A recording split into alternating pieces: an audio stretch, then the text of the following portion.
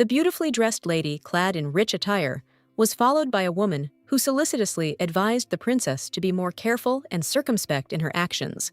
The golden-haired beauty, raising her eyebrows in surprise, asked her interlocutor why the maid was so worried and anxious about the upcoming dinner, as if fate itself depended on it. Lady Kiriel Empert, the second daughter of a noble family and commander of the Swan Knights, responded with a touch of irony to the fact that the Duke's family had not gathered together for a long time, saying that she could have come to this reception wrapped in straw. The servants persistently tried to convince their mistress that the head of the house had always felt disgust at any folds in his clothes, and this was a well-known fact. When an insect suddenly landed on the princess's hand, Kiriel, to everyone's surprise, calmly entered the hall without paying any attention to it, which greatly upset the maid who tried to intervene. Inside the house, the relative was already greeted by other aristocrats, who were comfortably seated at a large dining table, carefully set and decorated for a ceremonial reception. A grown man with the same blonde hair greeted his daughter warmly. It was Rowena Impert, not only the head of the family, but also the commander of an armed division whose authority and respect were unquestionable. The princess, with grace and elegance, made a deep bow expressing her respect and reverence to the relatives who had gathered for this solemn moment. Ezekiel, the Duke's eldest son and Bishop of the Order of Baal, smilingly called his sister a beauty, joyfully noting that she had finally arrived, thus adding warmth and sincerity to the atmosphere of the meeting. Irritated by her brother's words, Kiriel turned away, asking him not to touch on the topic that was unpleasant for her in order to avoid further awkward and painful discussions. But suddenly, the princess was stopped by her father, who informed her that today, the lady's place belonged to the bishop, thus emphasizing the importance of observing protocol and traditions. With a puzzled and slightly confused expression, the maiden asked the Duke if it was really so important to strictly follow this rule. Unable to contradict her father's will, she sat down at the table, and at that moment, Ezekiel announced that they were expecting the arrival of an important guest, emphasizing the importance of the upcoming meeting. All the guys sitting at the table, smiling and resting their heads in their hands, seemed lost in their own thoughts. Meanwhile, the lady was wondering with bewilderment who exactly her family was expecting. Noticing her brother's slyly grinning face, the lady felt suspicious, and frowning asked if this was another attempt to marry her off, trying to understand what was behind the mysterious smile. The men continued to smile, and their constant smiles only strengthened the lady's suspicions, adding confidence to the assumptions made. Taking a glass in hand, Kiriel decided to joke about the bishop, noting that perhaps he had finally realized his true nature and decided to leave church affairs for worldly life, adding a drop of irony to the conversation. After this, the aristocrat remembered how, in the past, waving her broom and loudly exclaiming, she expressed her unwillingness to get married. Another man stood next to her, holding a real sword, and looked with an expression of disappointment at the broken thing, which, as it turned out, did not stand the test and did not show the required strength. Noticing that something was wrong with the lady, she asked what was going on in her head, but Kiriel just waved her hand, not wanting to share her thoughts or explain her condition. The woman calmly noted that she was missing a leg, but her hearing was perfectly fine, which allowed her to maintain a clear understanding of the situation and not lose self-confidence. When the lady sat down on the ground, she heard a response from the mistress, who reminded her that when swinging a sword, she should think about what exactly she didn't like. With her back to her partner in arms, Kiriel added that she truly felt a deep hatred for marriage, emphasizing her disgust for everything associated with it. Approaching the girl who was sitting on a rock after a hard workout, the woman asked with concern what had happened and what could have caused her condition. The little girl, confused, explained that her evil father constantly repeated the need to find a groom she could like, and this demand became a real source of constant stress and anxiety. All Kiriel dreamed of was simply living surrounded by her family, enjoying their company, and finding peace and joy in their life together.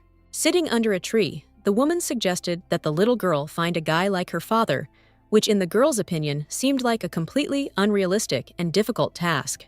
It was unlikely that anyone in this world could be as kind and sweet as the Duke, whose hobby was planting flowers, and who stood out from the crowd with his kind heart and care for nature.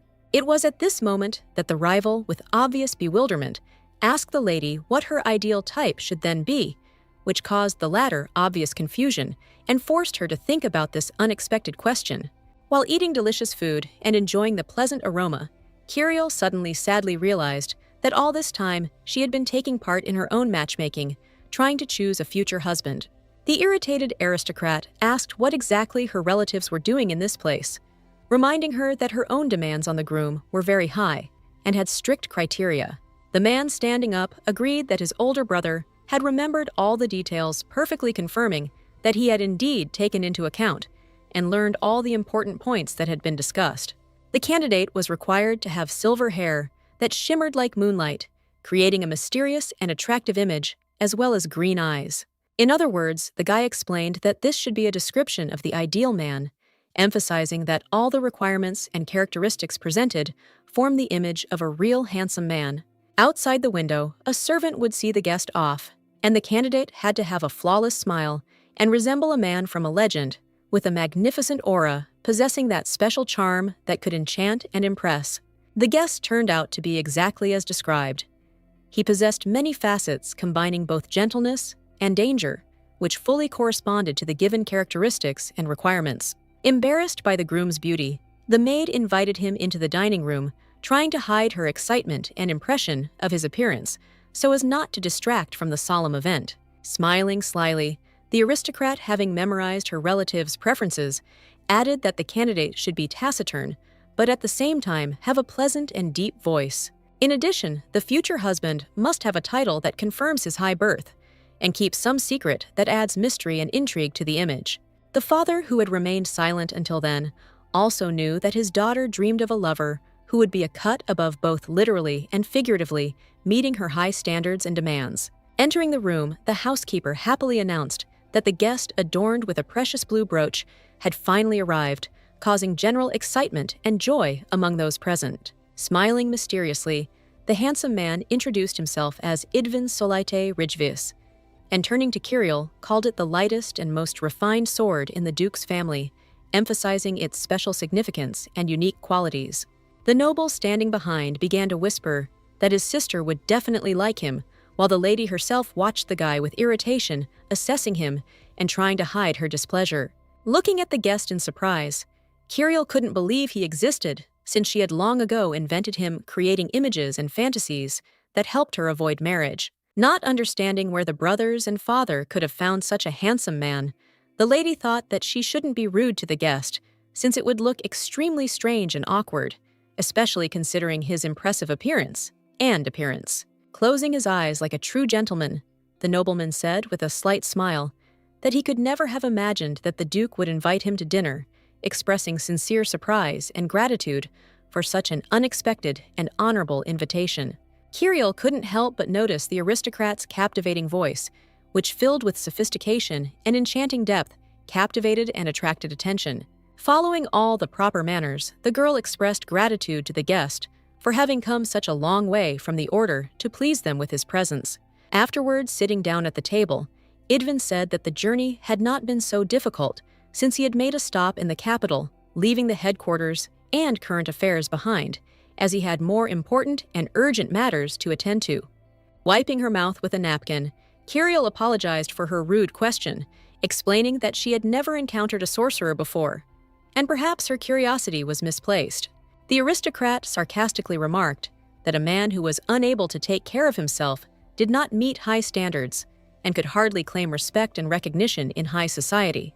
Kirill stared at her brother in irritation, realizing that this whole idea of finding the perfect person was his, and now she realized that he was behind this whole scheme. However, seeing no reaction from the bishop when she accidentally stepped on his foot, the girl suddenly realized that it was not her relative's foot, but a guest's, which made her feel awkward.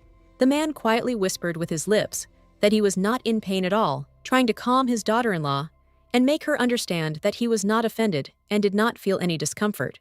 This made the aristocrat feel embarrassed and blush, as she did not expect such a soft and polite reaction, which only increased her embarrassment. The Duke noted with concern that it must have been difficult to become a master sorcerer at such a young age, expressing his surprise and admiration for the boy's achievements, considering his youth. Idvin smiled politely and replied that the path to this mastery was not as thorny as it might seem, modestly downplaying his achievements and demonstrating calm and confidence. Ezekiel quietly whispered to his sister that Idvin seemed to have taken a liking to their father, hinting that the guest had made a favorable impression and perhaps lived up to the family's expectations. Gripping her fork tightly in her hand, Kiriel asked her brother, in a restrained tone, to shut up so she could concentrate and figure out how to get rid of this handsome man and throw him out of the house. The lady strictly ordered her brother not to return, without her explaining that she could not go out looking like that and needed his help to tidy herself up before appearing in public. However, suddenly, Idvin stood up from his seat, bowed politely, and said that it was time for him to leave, which took everyone by surprise and left a feeling of incompleteness. After this, the man explained that he did not want to be an extra at their family dinner, and now, after his departure, they would be able to calmly discuss everything they needed to without outside interference. Not wanting to let the handsome guest go so easily, the nobleman's father admitted that he would be glad to meet him again for a cup of tea to continue the conversation and get to know him better. Kiriel added that she would accompany them, offering to walk the guy to the door and ensure comfortable care, which emphasized respect and attention to the guest. As she watched the handsome man, the lady prayed to the god Altion Baal, asking them to finally make her brother and father grow up and stop believing in the deception of strangers, thereby ensuring a more sensible and meaningful attitude towards what was happening. All this time, as they walked together, Idvin remained silent, allowing others to speak and reflect, and thus creating an atmosphere of calm and reflection. Suddenly, the boy stopped, and with a slight smile said that he expected the princess to show him the way to the exit, hinting at his intended role in the send-off. Kiriel, shrugging her shoulders, explained that, lost in thought, her gaze had caught on his broad back, which had prevented her from immediately paying attention to the need to show the way. With a smile, the man asked the demanding lady if there was anything she liked about him, showing curiosity and a little mischief, as if expecting an honest and direct answer. Silently, the maiden listened to the words of the guest who was trying to look attractive to her, realizing that his efforts were aimed at making a positive impression. The lady escorted the aristocrat to his carriage, wondering why such a majestic sorcerer sought to win the Duchess's favor. Idvin thanked the lady with sincere respect for the fact that the noblewoman deigned to accompany the man to the carriage, expressing deep appreciation for the attention and care shown. The handsome man was interrupted by the brave lady, who modestly stated that she had done nothing special, and that such actions were simply a manifestation of politeness and courtesy. Idvin noticed that the noblewoman was probably tired after the night's training, but despite this, she continued to maintain her manners and carry herself with impeccable dignity. The meeting ended with a firm handshake and a warm wish from the guest to receive a response to his letter, leaving behind a feeling of satisfaction and hope for the further development of relations. As she watched the carriage depart, Kiriel thoughtfully wondered how the stranger could have known that the lady had been training hard all night. Turning around and swinging her cloak, the aristocrat was completely shocked by how perfectly Idvin matched her idea of a man. His appearance and manners were beautiful. Long ago, when the noblewoman was still a girl, she often discussed the ideal guy with a courtier, imagining what an ideal life partner should be like. Having not received a clear answer about the groom she desired, the woman decided to independently create the image of the ideal life partner, forming it in her imagination, and taking into account all her preferences and requirements. The girls listened fascinated as the idea of creating an impossible person was discussed, arguing that it would make the task of avoiding marriage much easier if such an ideal existed only in the imagination. With a sly smile, the princess asked the servant to tell her about her ideal, showing interest in the views and preferences of others in order to better understand the concept of perfection. The librarian thought for a moment, then said that the ideal groom should have silver hair that shimmered like the moonlight, creating an image of mystery and sophistication. The guards added that the ideal man should be taciturn and possess gentle, attractive character traits, which emphasized sophistication and the ability to find common ground in any situation. The chef thought that the ideal man should have a calm and peaceful look that would radiate a sense of inner peace and stability. After her brief research, the lady approached her father and began to read out a huge list of requirements for a future husband, carefully listing all the points and features. After her brief research, the lady approached her father and began to read out a huge list of requirements for a future husband, carefully listing all the points and features. Embracing his little aristocrat, The Duke promised that he would definitely find the ideal candidate who would meet all the requirements and expectations. The noblewoman paused at the closed door, carefully studying the smooth surface and wondering what might be hidden behind this barrier, preparing herself for what awaited beyond it, and preparing to take the decisive step in anticipation of a new beginning. Putting her hand to the tree, the maiden decided to figure out how exactly the ideal type that suddenly appeared out of nowhere came to be, and to understand what circumstances led to her ideal becoming a reality. Behind the door stood a guy with blonde hair, who, meeting the beauty's gaze, caused her mixed feelings of surprise and anger. Ezekiel, sensing his sister's irritation, hurried out of sight. However, she quickly stopped the cunning fugitive, grabbing him by the clothes and not allowing him to leave to investigate what was happening. In the study, the Duke sat quietly at the table, listening attentively to his son's request to leave early. The nobleman, remaining calm and focused, was ready to consider the request and make a decision. As the aristocrat leafed through the pages of the book, he asked the children with interest why they were making so much noise. His voice was soft and inquisitive, and he was trying to understand the reasons for their excited behavior. At the father's invitation, the nobles took their places. Their movements were harmonious and respectful, reflecting both the formality of the moment and their deep respect for their host. Kirill was deeply outraged that the head of the house, despite his high authority and responsibility, completely refused to take part in choosing a groom for his daughter. When asked if Lady Idvin liked her, she instantly replied that she did not without a moment's hesitation. The answer was clear and definite, reflecting her sincere feelings and opinion of him. The aristocrat sighed heavily, holding the pen in his hand, and remarked that he had never met stranger people in his life than those who were in front of him right now, hinting at two whose behavior seemed especially unusual to him. Kirill was quick to explain her point of view, claiming that Idvin was not simply strange, but rather suspicious. She emphasized that his behavior and manners made her wary and doubtful. The young man the Duke found was a master who had become a sorcerer of the Order of the Blue Flower at a young age. He had only recently arrived in the capital, and his reputation as an expert in magic had attracted attention from outsiders. Holding her hand to her chest in a sign of deep emotion, the lady added that the most surprising and strange thing was how this man perfectly corresponded to her long-formed ideal. The hand writing the text in the old language suddenly stopped, as if frozen in the moment, leaving an unfinished letter or document, and forcing one to think about what could have prevented the continuation of the work. The Virgin added that such knights had not been seen for about 300 years, emphasizing the rarity and historical significance of their appearance.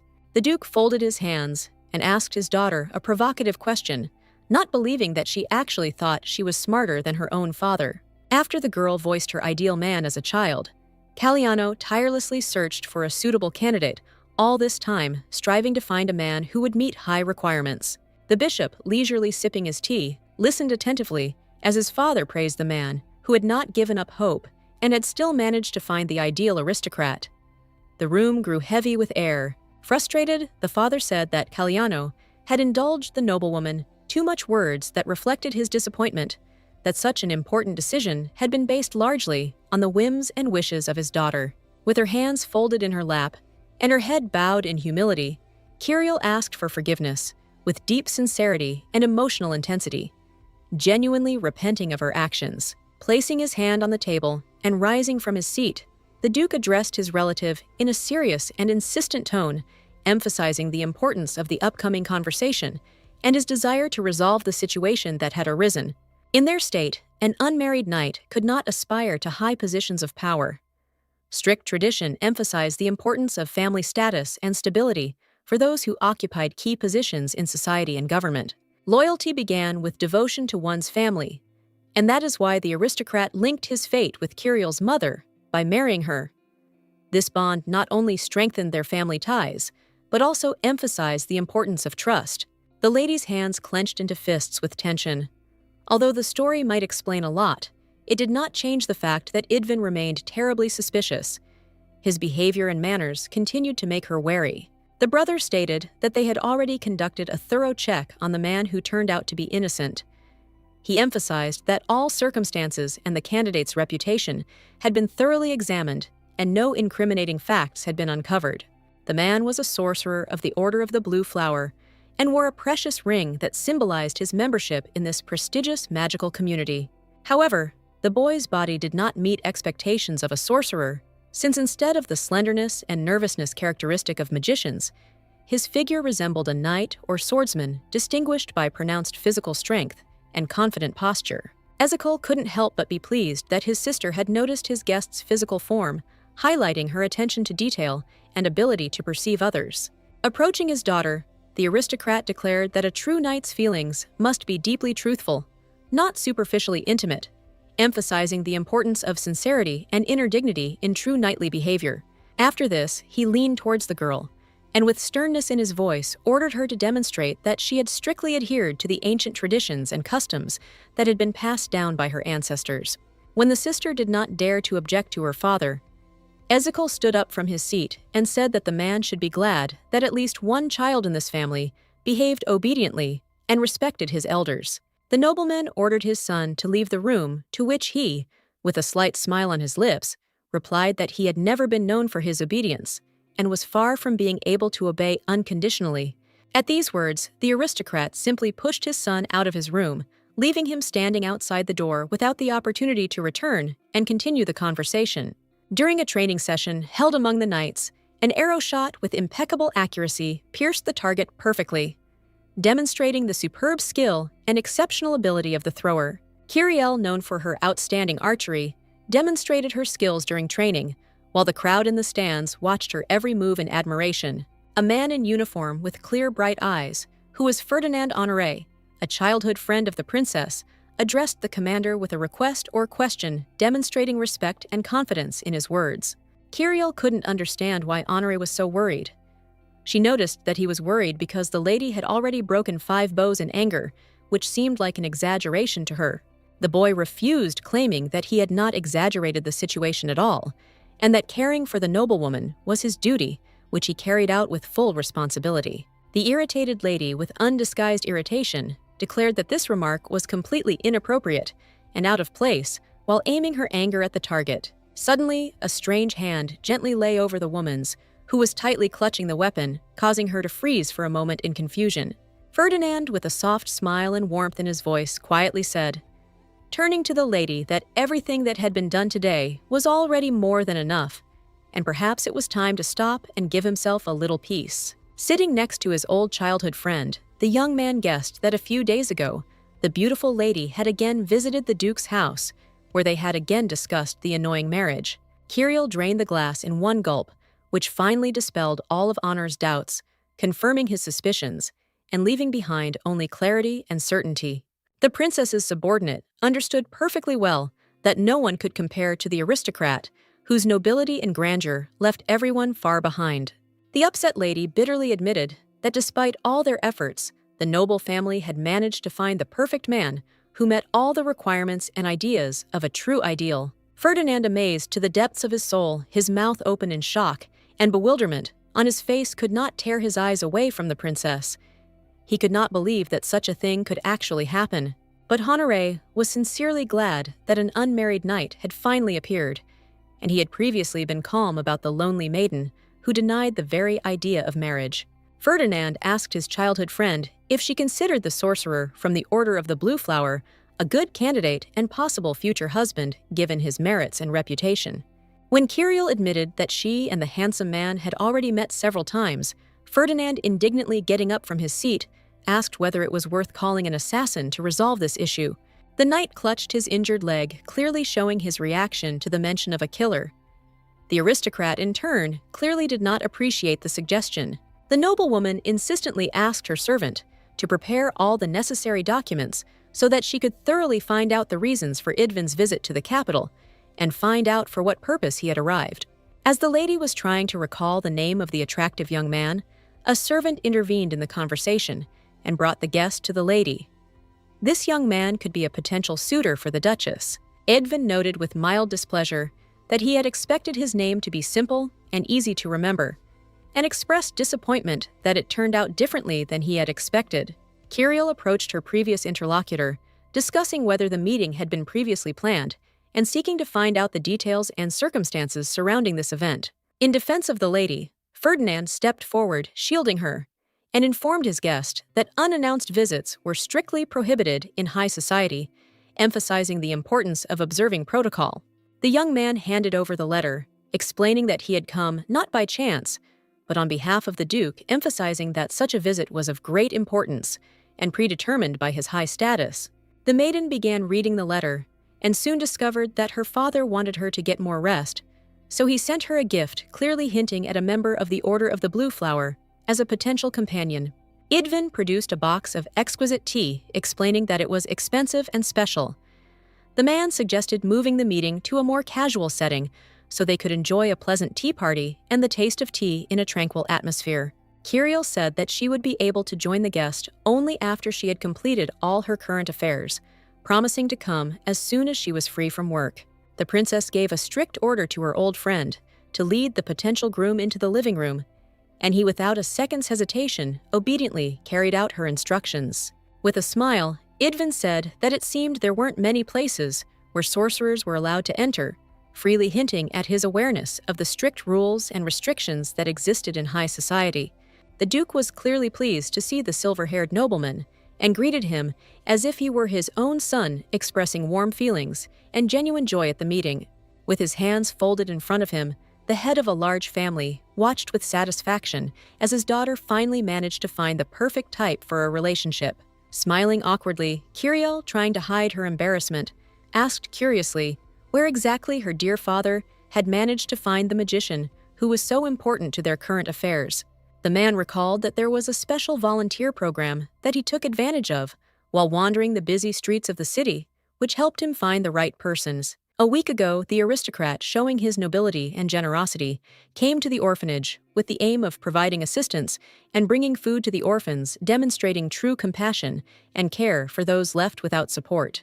Kiriel was aware of this and was deeply impressed by her father, who continued to provide help and support even in the most difficult times without diminishing his generosity and nobility. Rarely did anyone come there, and therefore unfamiliar faces that appeared in the shelter immediately caught the eye, standing out against the background of people who occasionally visited it. It was there that the Duke met an attractive young man who did not shy away from difficult and challenging tasks that nobles did not usually undertake. This man, possessing good qualities, was an ideal match for Kiriel. Uncomfortably listening to her father's serenades towards the guest, the girl interrupted him, saying that it would be enough to stop at a description of the man's appearance without going into details. The nobleman concluded by claiming that fate itself had brought them together, emphasizing how surprising it was that their paths had crossed at that moment.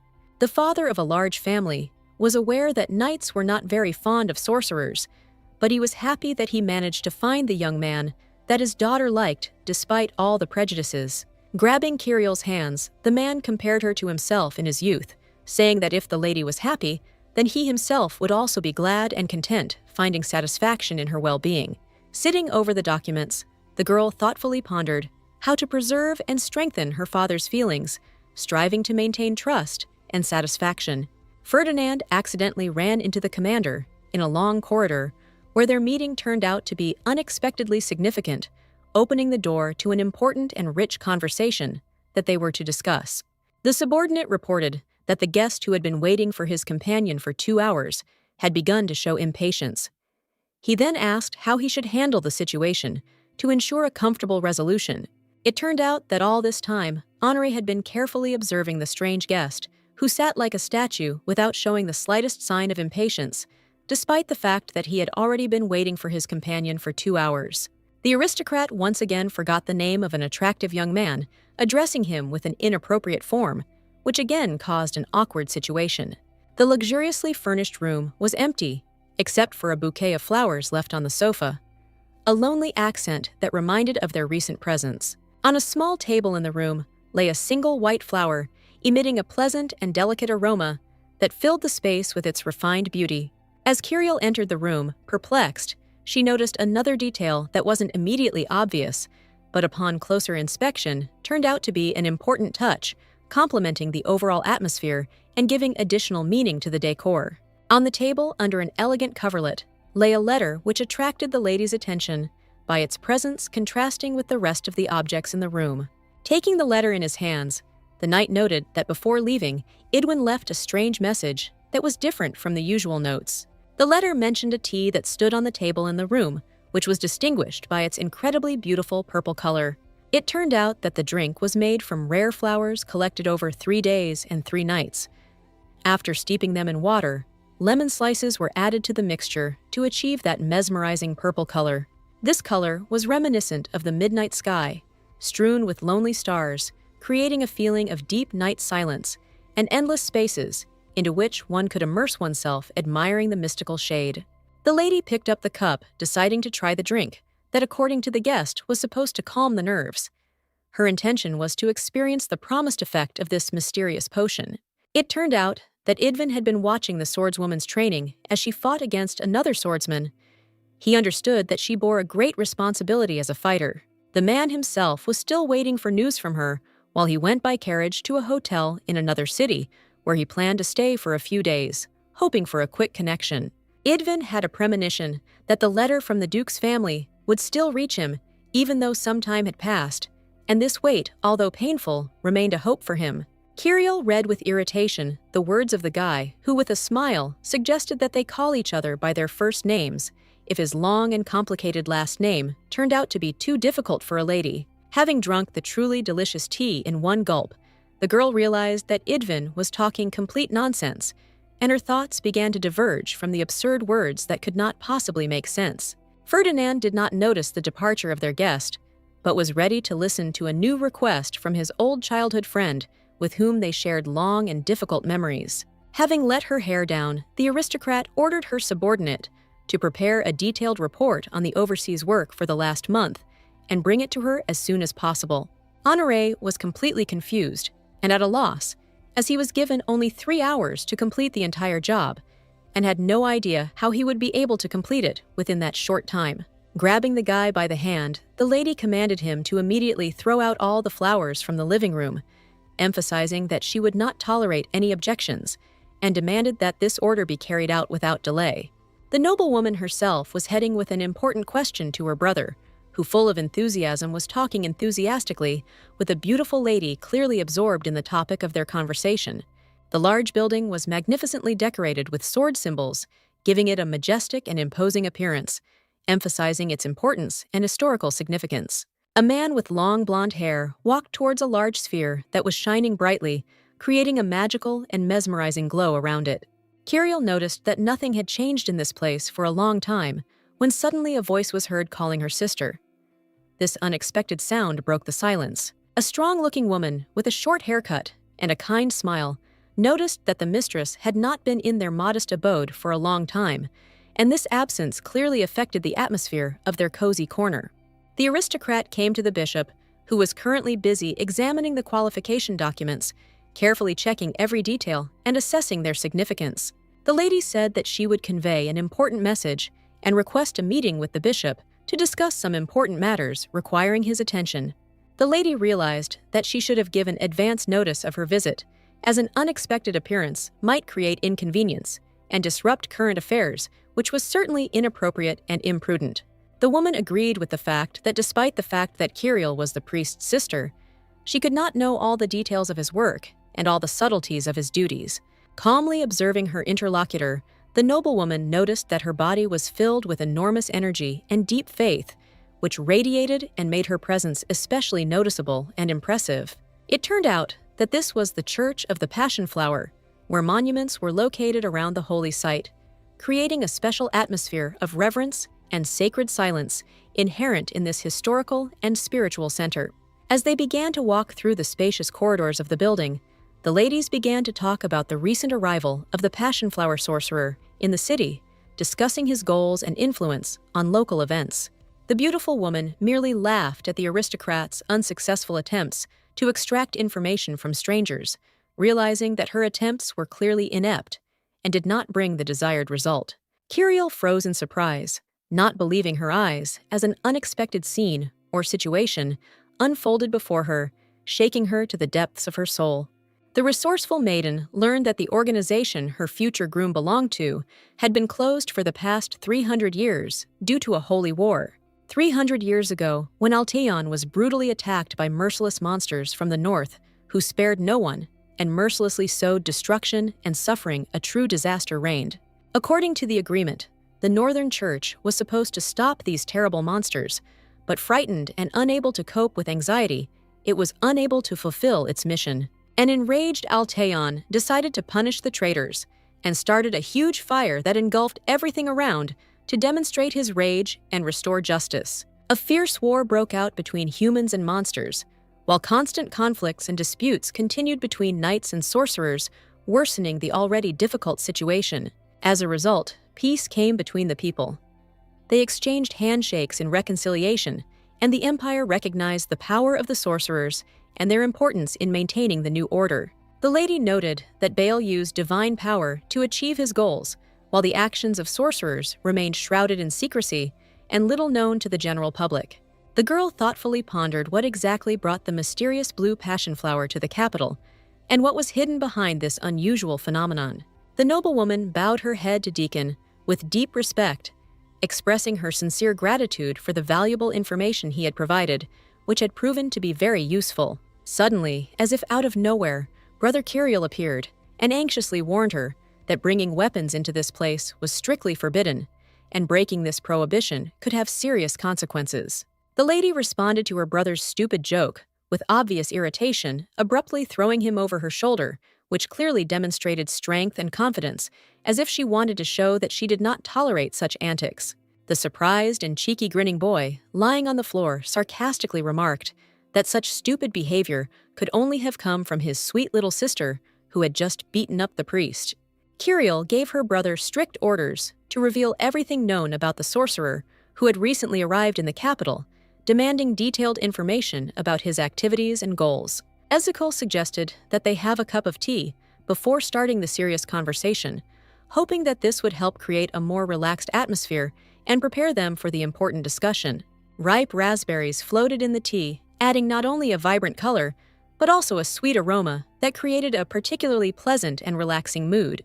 During his sister's interrogation, the young man awkwardly admitted that he could only conduct his investigation within the law and did not have much information about their mysterious guest, which greatly limited his options. After this, the bishop turned to the relative with an interesting question, asking if she knew exactly how Idvin and their father first met and became acquainted in order to clarify this important detail of their history. Taking the cup in his hand, the man added that His Majesty had personally invited the sorcerer, and only a very small circle of people were aware of the magician's arrival, which made this information especially secret. There were once 24 mages, but now only 12 remain. Idvin, formerly an acolyte, completed his training, and after passing a rigorous selection process, received a new name in keeping with the times. Realizing that each name in the mysterious order had a special meaning, Kiriel asked about the meaning of her future groom's surname, seeking to understand its true nature and importance. Smiling, the aristocrat explained that Idvin's name symbolized purple midnight, and that his unique ability involved manipulating time. In complete shock, the lady froze in place, shaken by the realization of the depth and significance of a unique ability that radically changed her perception of the strange man. Idvin was a powerful sorcerer with rare knowledge and skills that allowed him to communicate with the passion flower, seeing itself, a mysterious and ancient entity. Kiriel, clutching her tired face with her hands, tried unsuccessfully to understand how she had ended up in this difficult and confusing situation that was now surrounding her on all sides. Ezekiel carefully opened the envelope, expecting to find a letter or a note inside, but to his surprise, he discovered a small bandage, like a gift, hiding some kind of riddle within. When the guy asked his sister where she might have come across pornography, the lady, taking a cup of tea, calmly replied that it was some kind of nonsense and not worth paying attention to. After this, the aristocrat, with a slight shock on her face, turned to her relative and asked him if he still couldn't forget about the old incident, which in her opinion should have long ago become a thing of the past. Kiriel's penetrating gaze caused the man to freeze in silence, and then frankly admitted that he still felt slightly uneasy and could not fully calm down about what had happened. The aristocrat rose from the comfortable sofa and, a little embarrassed, admitted that she felt strange because she had not seen the holy altar for a long time. Ezekiel sincerely apologized to Kiriel, as he felt the full weight of responsibility for past events and felt deep guilt towards her for his actions. It happened 10 years ago when a young priest called a sister who was adjusting the folds of her dress to show her something interesting and fascinating. The little girl asked her brother to stop distracting her so that she could focus on her studies and not lose concentration. The boy couldn't stop boasting enthusiastically about the object that the emperor himself had visited. He proudly showed it off to everyone around him, repeating how important and unique this artifact was. This treasure turned out to be a blue magic ball, which had an amazing property. It began to glow when approached, emitting a soft and mysterious light that captivated everyone who saw it. Passionately about how the ball changed color the moment all the priests took the oath. He described how a magical transformation occurred with the ball's color changing in response to the sacred words. The guy taking his sister's hand in his own suggested that she try to do the same as he did, hoping that she too could feel the same magic and experience joy. The enchanted girl listened to the words of her relative, who explained that they needed to take an unbreakable oath, similar to the one their kind mother had once made. Ezekiel offered Kirill the opportunity to practice writing the oath on paper, which would become an official document when she led the knights, explaining that it was important preparation for her future role. After this, the boy explained that when the big day came, his sister would not worry at all, because all the efforts and preparation would help her feel confident and calm, regardless of the circumstances. Smiling sheepishly, the lady agreed that her intention to become the head of the knights was as significant as that of their mother and father. She then emphasized that she aspired to follow their example and continue the family tradition. The text turned out to be quite voluminous and complex, occupying many pages and requiring a lot of time and effort to carefully study and understand all the details. The boy himself wondered anxiously whether the oath had worked. It had been just a joke and nothing more which could cast doubt on all serious intentions and expectations. They had to take an oath in a sacred place, and despite the anxiety, the goddess performed this important ritual with deep devotion and respect. The promise ended with touching words in which the man swore before God that he would offer his prayers and hopes, asking him to protect the one asking for the rest of his days and his whole life. Suddenly, a bright flash of light tore through the room, blindingly filling the space and causing everyone to instantly turn their attention to it. The aristocrat looked away and with reassuring confidence replied that this meant that the deity had heard their prayer and answered it, showing its favor through this luminous sign. Suddenly, the children were distracted by the voice of a woman who entered the building, and seeing them asked with obvious excitement and anxiety what they were doing in such an unexpected and dangerous place. The children turned around and in complete shock recognized the guest as their older sister Uriel, who had suddenly appeared in front of them, adding to their anxiety. The woman walked up to the vow and began reading it aloud, trying to make out what it said. It mentioned a man with silver hair, a fine physique, and many other remarkable features. After reading Kirill's wish not to marry, unless she met her ideal partner, the girl felt that her idea of a groom should be revised. Ezekiel admitted that despite his desire to fulfill this vow and help his father as quickly as possible, his inner worries and indecision delayed the process. The lady hastened to reassure her brother, assuring him that it was her own and entirely deliberate decision, and that the problem she was facing was solely her personal concern. Kirill wasn't the kind of sister to snap at her older brother and start scolding him. On the contrary, the noblewoman always tried to remain calm and find delicate ways to resolve problems. With a smile, the aristocrat declared that she could never act in such a way as to lose her temper and start scolding, since it was always important for her to maintain dignity and respect in any situation. On the table stood a cup of aromatic tea, which was slowly cooling, filling the room with a cozy and calming scent. The boy frowned as he sat on the couch, trying to remember the last time his sweet sister walked around the house, with such a sincere smile on her face, radiating joy and calm. 10 years ago, young Kirill ran around her father's estate, her laughter loud and joyful, filling the space around her with genuine gaiety and innocent playfulness. She was eager to show off her achievement to her parents, but she stood hesitantly at the door, remembering the strict prohibition that did not allow her to enter inside and disturb the established order. So the little girl decided to hide behind the door and patiently wait until her parents were free and she could come in to show off her achievement. Inside, men sat. One of them was expressing gratitude to the other for raising Kirill, even though she was not his own daughter. The second man was trying to comfort Caliano, who was sobbing, trying to console him in a difficult moment. The boy with tears in his eyes recalled the anniversary of the death of someone close to him, and his heart was filled with sadness and nostalgia for the past. Hiding under the stairs, the girl learned the terrible truth. The aristocrat had not only helped his friend find his younger sister, who had been lost during the assault. The Duke, showing mercy, had taken in the girl who had been abandoned by the boy's sister. The aristocrat asked his friend not to mention gratitude, explaining that his friend's family was as close and dear to him as his own family, and he considered them one big, united family. In complete terror, the little girl ran in panic when she discovered the shocking truth. Her father was actually her uncle, and everything she had been told before turned out to be a lie and a deception that destroyed her ideas about family. The Duke asked Caliano to stop crying, explaining that he would soon have to visit Kyriel, and that at such a moment, it was important to remain calm and dignified. The man happily announced that he had decorated the entire kitchen with fresh cranberries, a fitting tribute to the youngest lady in their family, creating a festive and cozy atmosphere that filled the house with warmth and good cheer. The aristocrats found the baby in the kitchen, where she was already covered in sweets that were scattered around her, creating a chaotic but cute sight. Caliano gently grabbed the girl by the chin and said that she was all dirty after eating, smiling, as he noticed her involuntary pranks, and giving the moment a warm and caring tone. The little lady declared that the taste of the food was too sour, expressing her dissatisfaction with a childish directness and innocence that only emphasized the sincerity.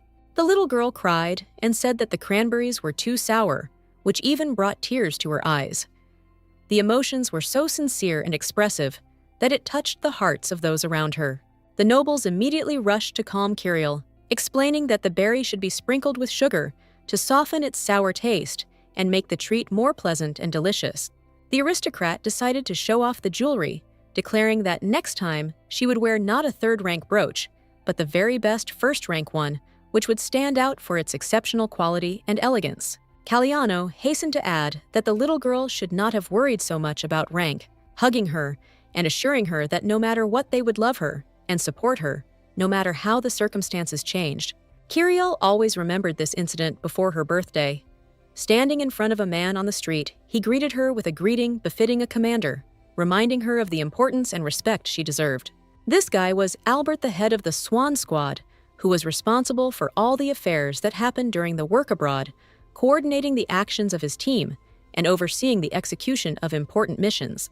The irritated lady sharply called her subordinate overly talkative when he inquired about his mistress's unsuccessful promotion, pointing out his inappropriate and immodest questions.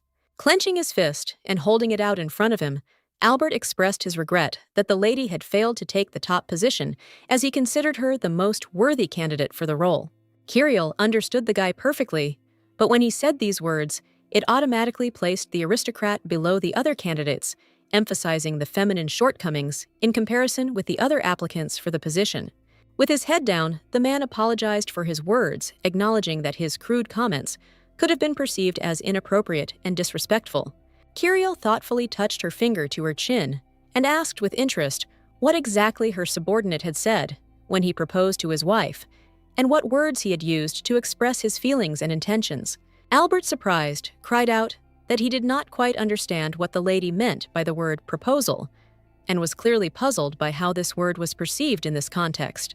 Following the strong lady, the guy wondered with surprise whether she really had a boyfriend, and these thoughts caused him mixed feelings and slight bewilderment. Raising his hand and gesturing towards his companion, Albert was puzzled as to why she was in such a gloomy mood, since Edwin had shown a genuine and obvious interest in her, which should have pleased her. Smiling broadly, the man expressed his joy at the fact that the aristocrat finally had a partner who met all her high requirements, and even at the very fact of his existence. Disappointed that the news of the mysterious groom had reached even the knights, Kyriel covered her eyes with her hand in despair, as if trying to hide her feelings, and hung her head dejectedly, feeling the unbearable weight of this news pressing on her heart. It was getting late. The sun was slowly sinking below the horizon, painting the sky in soft golden pink hues and illuminating the bell tower with its last rays.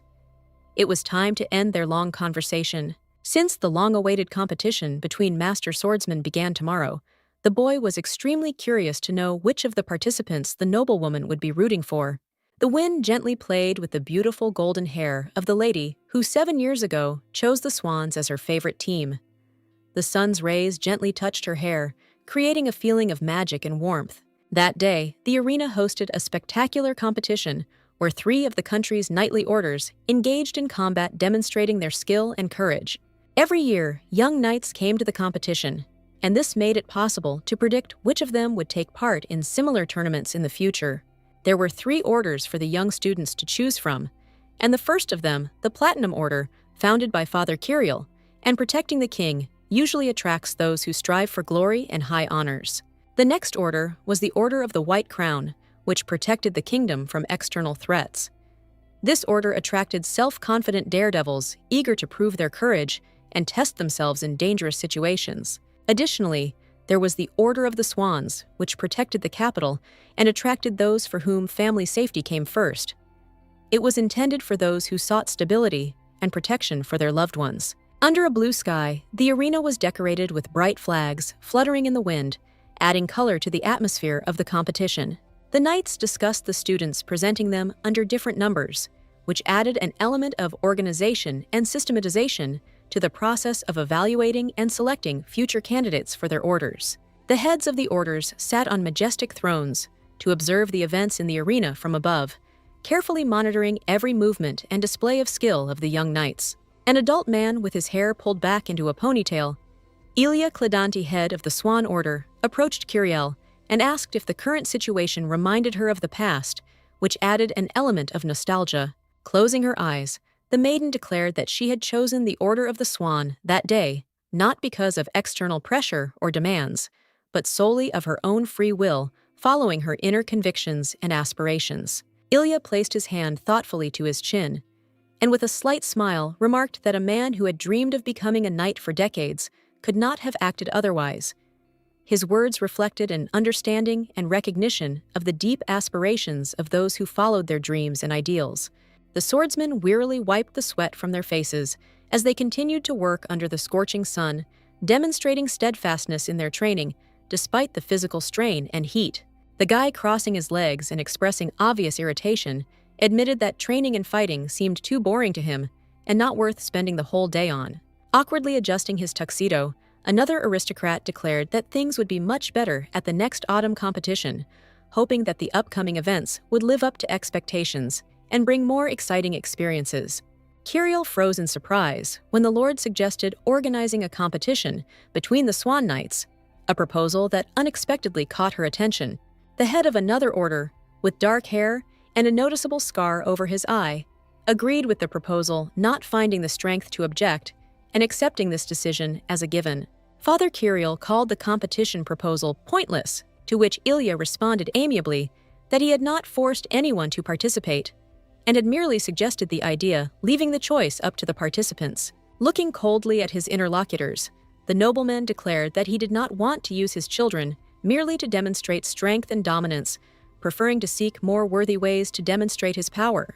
The scythe-wielding knight standing next to Father Kirill admired the behavior of their leader, who showed worthy self-respect and wisdom in the current situation, creating the image of a true leader and expert. Placing his hand to his face in a gesture of sincere respect, the man wished the lady good luck and expressed hope that she would show all her abilities in the upcoming test. Confident in her abilities and determination, descending from the stands, the lady clad in armor stood confidently in front of her enemy, ready for the upcoming test and demonstrating determination and strength of character. The noblewoman's opponent would be the commander of the White Crown, a young man with a short haircut. His experience and determination in battle posed a serious threat, and he was likely to be a difficult opponent in the upcoming competition. The swordsman loudly declared that it was an honor to fight against the lightest sword of the Duke's family, emphasizing the respect he had for his opponent and the significance of the upcoming duel for both himself and his opponent. The lady noticed that she was being called a knight rather than a commander, which was a clear insult and provocation. Such a dress emphasized the lack of respect for a woman's status and skills, causing internal tension. Determined to respond in kind, Kirill sarcastically asked her opponent's name, which infuriated him. The provocation not only added fuel to the fire, but also clearly exacerbated the tension between them. Putting his hand on his heart, the man could not believe that he was not recognized because he often participated in battles and was known for his experience and skills. The lady brazenly declared that if the knight were truly famous and worthy of attention, she would certainly know his name, thereby emphasizing her contempt and confidence in her own status. Since it was important for the head of the order to maintain her dignity, Kirill hurried the enemy to begin the fight in order to avoid further provocations and maintain the integrity of the upcoming battle. The commander realized that the lady had finally cast aside her status and politeness, showing that she was ready to enter the battle with full determination and focus, as if her previous manners and diplomacy no longer mattered. The hand decisively grabbed the sword, drawing it from its sheath with a confident and precise movement, preparing for the upcoming battle. Angry at her opponent, Kirill urged her partner with obvious irritation, insisting that he quickly draw his sword and prepare for the upcoming duel. Her impatience and determination were obvious. Kirill had no intention of being nice to him simply because of his fame and notoriety. Her interest was not driven by a desire to please anyone, but rather based on her own principles and beliefs. The guy had no other options but to submit and finally draw his sword, realizing that further actions were pointless, and it was time to take decisive action. The aristocrat no longer wanted to wait for the foolish commander to finally draw his weapon. The maiden gave him 3 chances, but without waiting, she struck with lightning speed, striking the enemy and demonstrating her determination and skill. Kirill frowned at the man and asked if he wanted to become famous for something else, clearly implying that his desire for fame had long been obvious and irritated her. The knight's strike was precise and refined, demonstrating his skill and impeccable technique. Every movement was graceful and precise, emphasizing his high level of skill and commitment to perfection. Finally, the commander of the White Crown drew his sword and with a confident movement successfully parried the blow. His actions were precise and decisive, allowing him to easily cope with the attack and maintain his dignity in battle. The boy didn't want others to think he was cowardly in parrying the blows. He made every effort to demonstrate his resilience and confidence, not allowing doubts in his abilities to tarnish his reputation. Suddenly, green sparks flashed between the opponents, greatly disconcerting them and introducing an element of surprise into the duel. The bright flashes, like a magical effect, momentarily distracted them and changed the dynamic of the battle. Spectators at the fight tried to understand what had happened, watching the sudden green sparks that filled the air. Everyone was intrigued by this unexpected and mystical phenomenon, which clearly affected the course of the fight. Lying on the floor, the defeated man tried to comprehend how he had ended up in this situation. He tried to understand what mistakes he had made and how exactly the situation had developed in such a way that it had led to his defeat. However, Kirill also remained on her knees, swordless, adding an extra element of surprise to the situation. Her position on the battlefield suggested she was facing difficulties. The commander, who was eager to get up first to deliver the decisive blow, suddenly realized that his feet were pinned to the ground by the lady's sword, which he had somehow failed to notice. Trying to pull the weapon out of his clothes, the knight strove to free himself, concentrating all his efforts on freeing himself and overcoming the obstacle. But within moments, Kirill was back on her feet, her grip on her assistant's sword steady. Her swift recovery and determination were astonishing as she quickly returned to the fight, ready to once again demonstrate her skill. Squinting, the aristocrat stated that before displaying her aggression, she should first curb her emotions and rude manners. The words sounded like a reproach, emphasizing the importance of self-control and respect in any interaction. Ilya could not restrain himself and began to applaud, rejoicing at the victory of his commander. Sincere excitement and delight could not be hidden, and he expressed his support and approval, enjoying the triumph of his knight. The young students, also delighted, rejoiced at Kirill's victory, loudly applauding and expressing their admiration. Their delight was so sincere that they even began to discuss the possibility of joining the order to which the maiden belonged. The aristocrat's subordinate, noticing the state, worriedly asked if his mistress had been hurt. In response, she confidently and calmly stated that everything was fine, reassuring him and demonstrating her determination and composure even in a difficult situation. Among the heads of the orders, a single empty seat had formed in the very center, as the man who had previously occupied it had left without looking back, leaving behind only a shadow of uncertainty and questions about the reasons for his sudden departure. Just as 7 years ago, when Kirill was competing in the winter competitions, the woman's attention was once again drawn to the absence of a relative. Past events were repeating themselves and leaving a mark on her life. Ilya then mockingly asked the girl which order she would like to join, demonstrating his frivolity and disregard for her aspirations, which left an unpleasant aftertaste and a feeling of being unappreciated. Young Kirill firmly stated that her aspiration was to become one of the swans, clearly expressing her desire and determination to join this order. A black crow flew in the sky near a wealthy mansion, its dark wings standing out sharply against the bright sky. This contrast symbolized the connection between nature and man. Opening the window, the handsome young man watched with interest as a bird flew past. Its graceful movements and freedom in the air caught his attention and brought a special note of peace to his day. Smiling happily as Karax landed on his hand, the man felt a sense of true happiness. The moment the little bird settled securely in his palm brought a feeling of deep joy and peace. Sitting in a chair and thoughtfully stroking his beautiful raven, the handsome man began talking about how noisy and monotonous the big city seemed to him. The bird leaned over the bowl of water, intending to show something important to its master. A mischievous expression gleamed in its small eyes, and carefully sliding its beak along the surface of the water, it pointed to something below. Suddenly, as if by magic, the water in the container began to stir, swirling in intricate patterns. Tiny waves began to spin, forming spirals and vortices that grew more complex and mesmerizing with each passing moment. And suddenly, an image of Kirill appeared in the bowl, competing against another knight. The water, sparkling with magical light, came to life, and a scene full of dynamics and tension appeared on its surface. The man sighed heavily and placed his fingers on the bridge of his nose, as if trying to concentrate or cope with a sudden wave of emotion. The wizard, questioning his faithful assistant, wanted to know if this honest and strong lady was suitable for him as his mate. His voice was full of hope and anxiety as he addressed his little assistant, who had been by his side for a long time. The Karax cawed loudly, its voice filled with a characteristically sharp timbre, breaking the silence. The bird, as if animated by excitement, stretched its neck and straightened its feathers. The boy nodded in agreement that they should visit the Duke's family. Today stood up from his seat, grabbed his coat, and with a slight wave of his hand, used magic to turn his hair white. With a smile, Idvin said that he had to be the ideal for his mate. The man's tone was full of sincere approval, and a slight note of admiration as he said this. The horse-drawn carriage moved slowly through the streets, leaving behind a light trail of dust and attracting the attention of passers-by with its graceful movement. Kirill sat inside, surrounded by young knights who sat silently lost in their thoughts and watching the outside world through the windows of the carriage.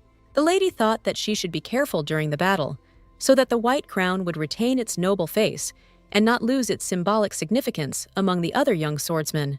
A childhood friend disagreed with the lady, arguing that she had demonstrated the importance of tradition and honor by putting them above her own safety. Such an act underscored her deep respect for ancient rituals and values.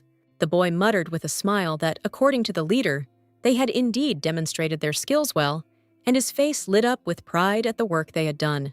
The woman sitting next to her added that the commander had been punished for his bad behavior. Her words carried a note of confidence, as if she wanted to emphasize that justice had been served. Kirill lowered her gaze and looked out the window, saying with deep sadness and some disappointment that even if an ordinary knight had come out, everything would have ended the same way. The lady's friends thought that the lady was too modest and underestimated her own merits, hiding her real talents and achievements behind a mask of modesty. The girl cautiously asked if the hostess would like to meet one of the guys she knew, to which she received a polite and quick refusal. Albert couldn't help but ask, filled with curiosity, if the lady would really have a date with that same mysterious handsome man with white hair that shone like moonlight. Recalling the handsome image of her dream guy Kirill, wasn't sure if this could be considered a date. The mysterious charm left her wondering, unsure of what exactly to expect from this encounter. When asked how Albert knew about such a bewitching, aristocratic fiancé, the man only turned away, with a mysterious smile on his lips, and replied that it was a secret that he could not reveal. The carriage slowly made its way to the large mansion, treading the bumpy road and swaying over the uneven surfaces. Every bend in the road, every collision with stones, was accompanied by a slight grinding of the wheels and a jolting sound. If she had been in the commander's place, the lady would have long since gotten married. But this meant that Kirill had finally found someone who could truly win a woman's heart and influence her life. The workers stared in surprise at the guest who was already waiting for the transport to arrive. Their faces expressed a mixture of bewilderment and curiosity, as his presence in such a place and in such a situation seemed unexpected and intriguing. There stood Idvin outside, dressed in a smart coat and classic suit. His relaxed posture and confident demeanor stood out against the backdrop of his surroundings, drawing attention and emphasizing his status and refined taste. The wizard pointed to the letter in his hands, which had no sender listed, and then walked over to Kirill to see if she had accidentally sent this message, his face expressing a mixture of curiosity and wariness. While their subordinates were discussing them behind their backs, the lady turned to the wizard and asked him why he had come if he was not sure that she was the sender of the paper. The woman's voice was full of bewilderment and slight irritation. Idvin responded with confidence that even if the situation developed in this way, he was still determined to achieve his goal, for his determination and desire knew no bounds. The lady noticed how the guest's eyes changed color for a moment, albeit very briefly. An unexpected and mysterious shimmer in his bright gaze attracted attention and left a slight sense of mystery. The knights watched with embarrassment as Idvin, with true gentlemanliness, extended his hand to Kirill so that the beauty could gracefully descend from the carriage, an act of nobility and politeness that stood out against their own awkwardness. The people's hands joined, their fingers intertwined in a tender and symbolic gesture, expressing mutual trust and a deep connection between them. Taking her hand from her companion's large palms, Kirill gently said that it was not worth holding. The woman's words were filled with slight awkwardness, but her gaze revealed grateful recognition for the attention shown. With a broad smile, Idvin remarked that, apparently, the aristocrat's father had been completely right when he had called her extremely shy and sweet.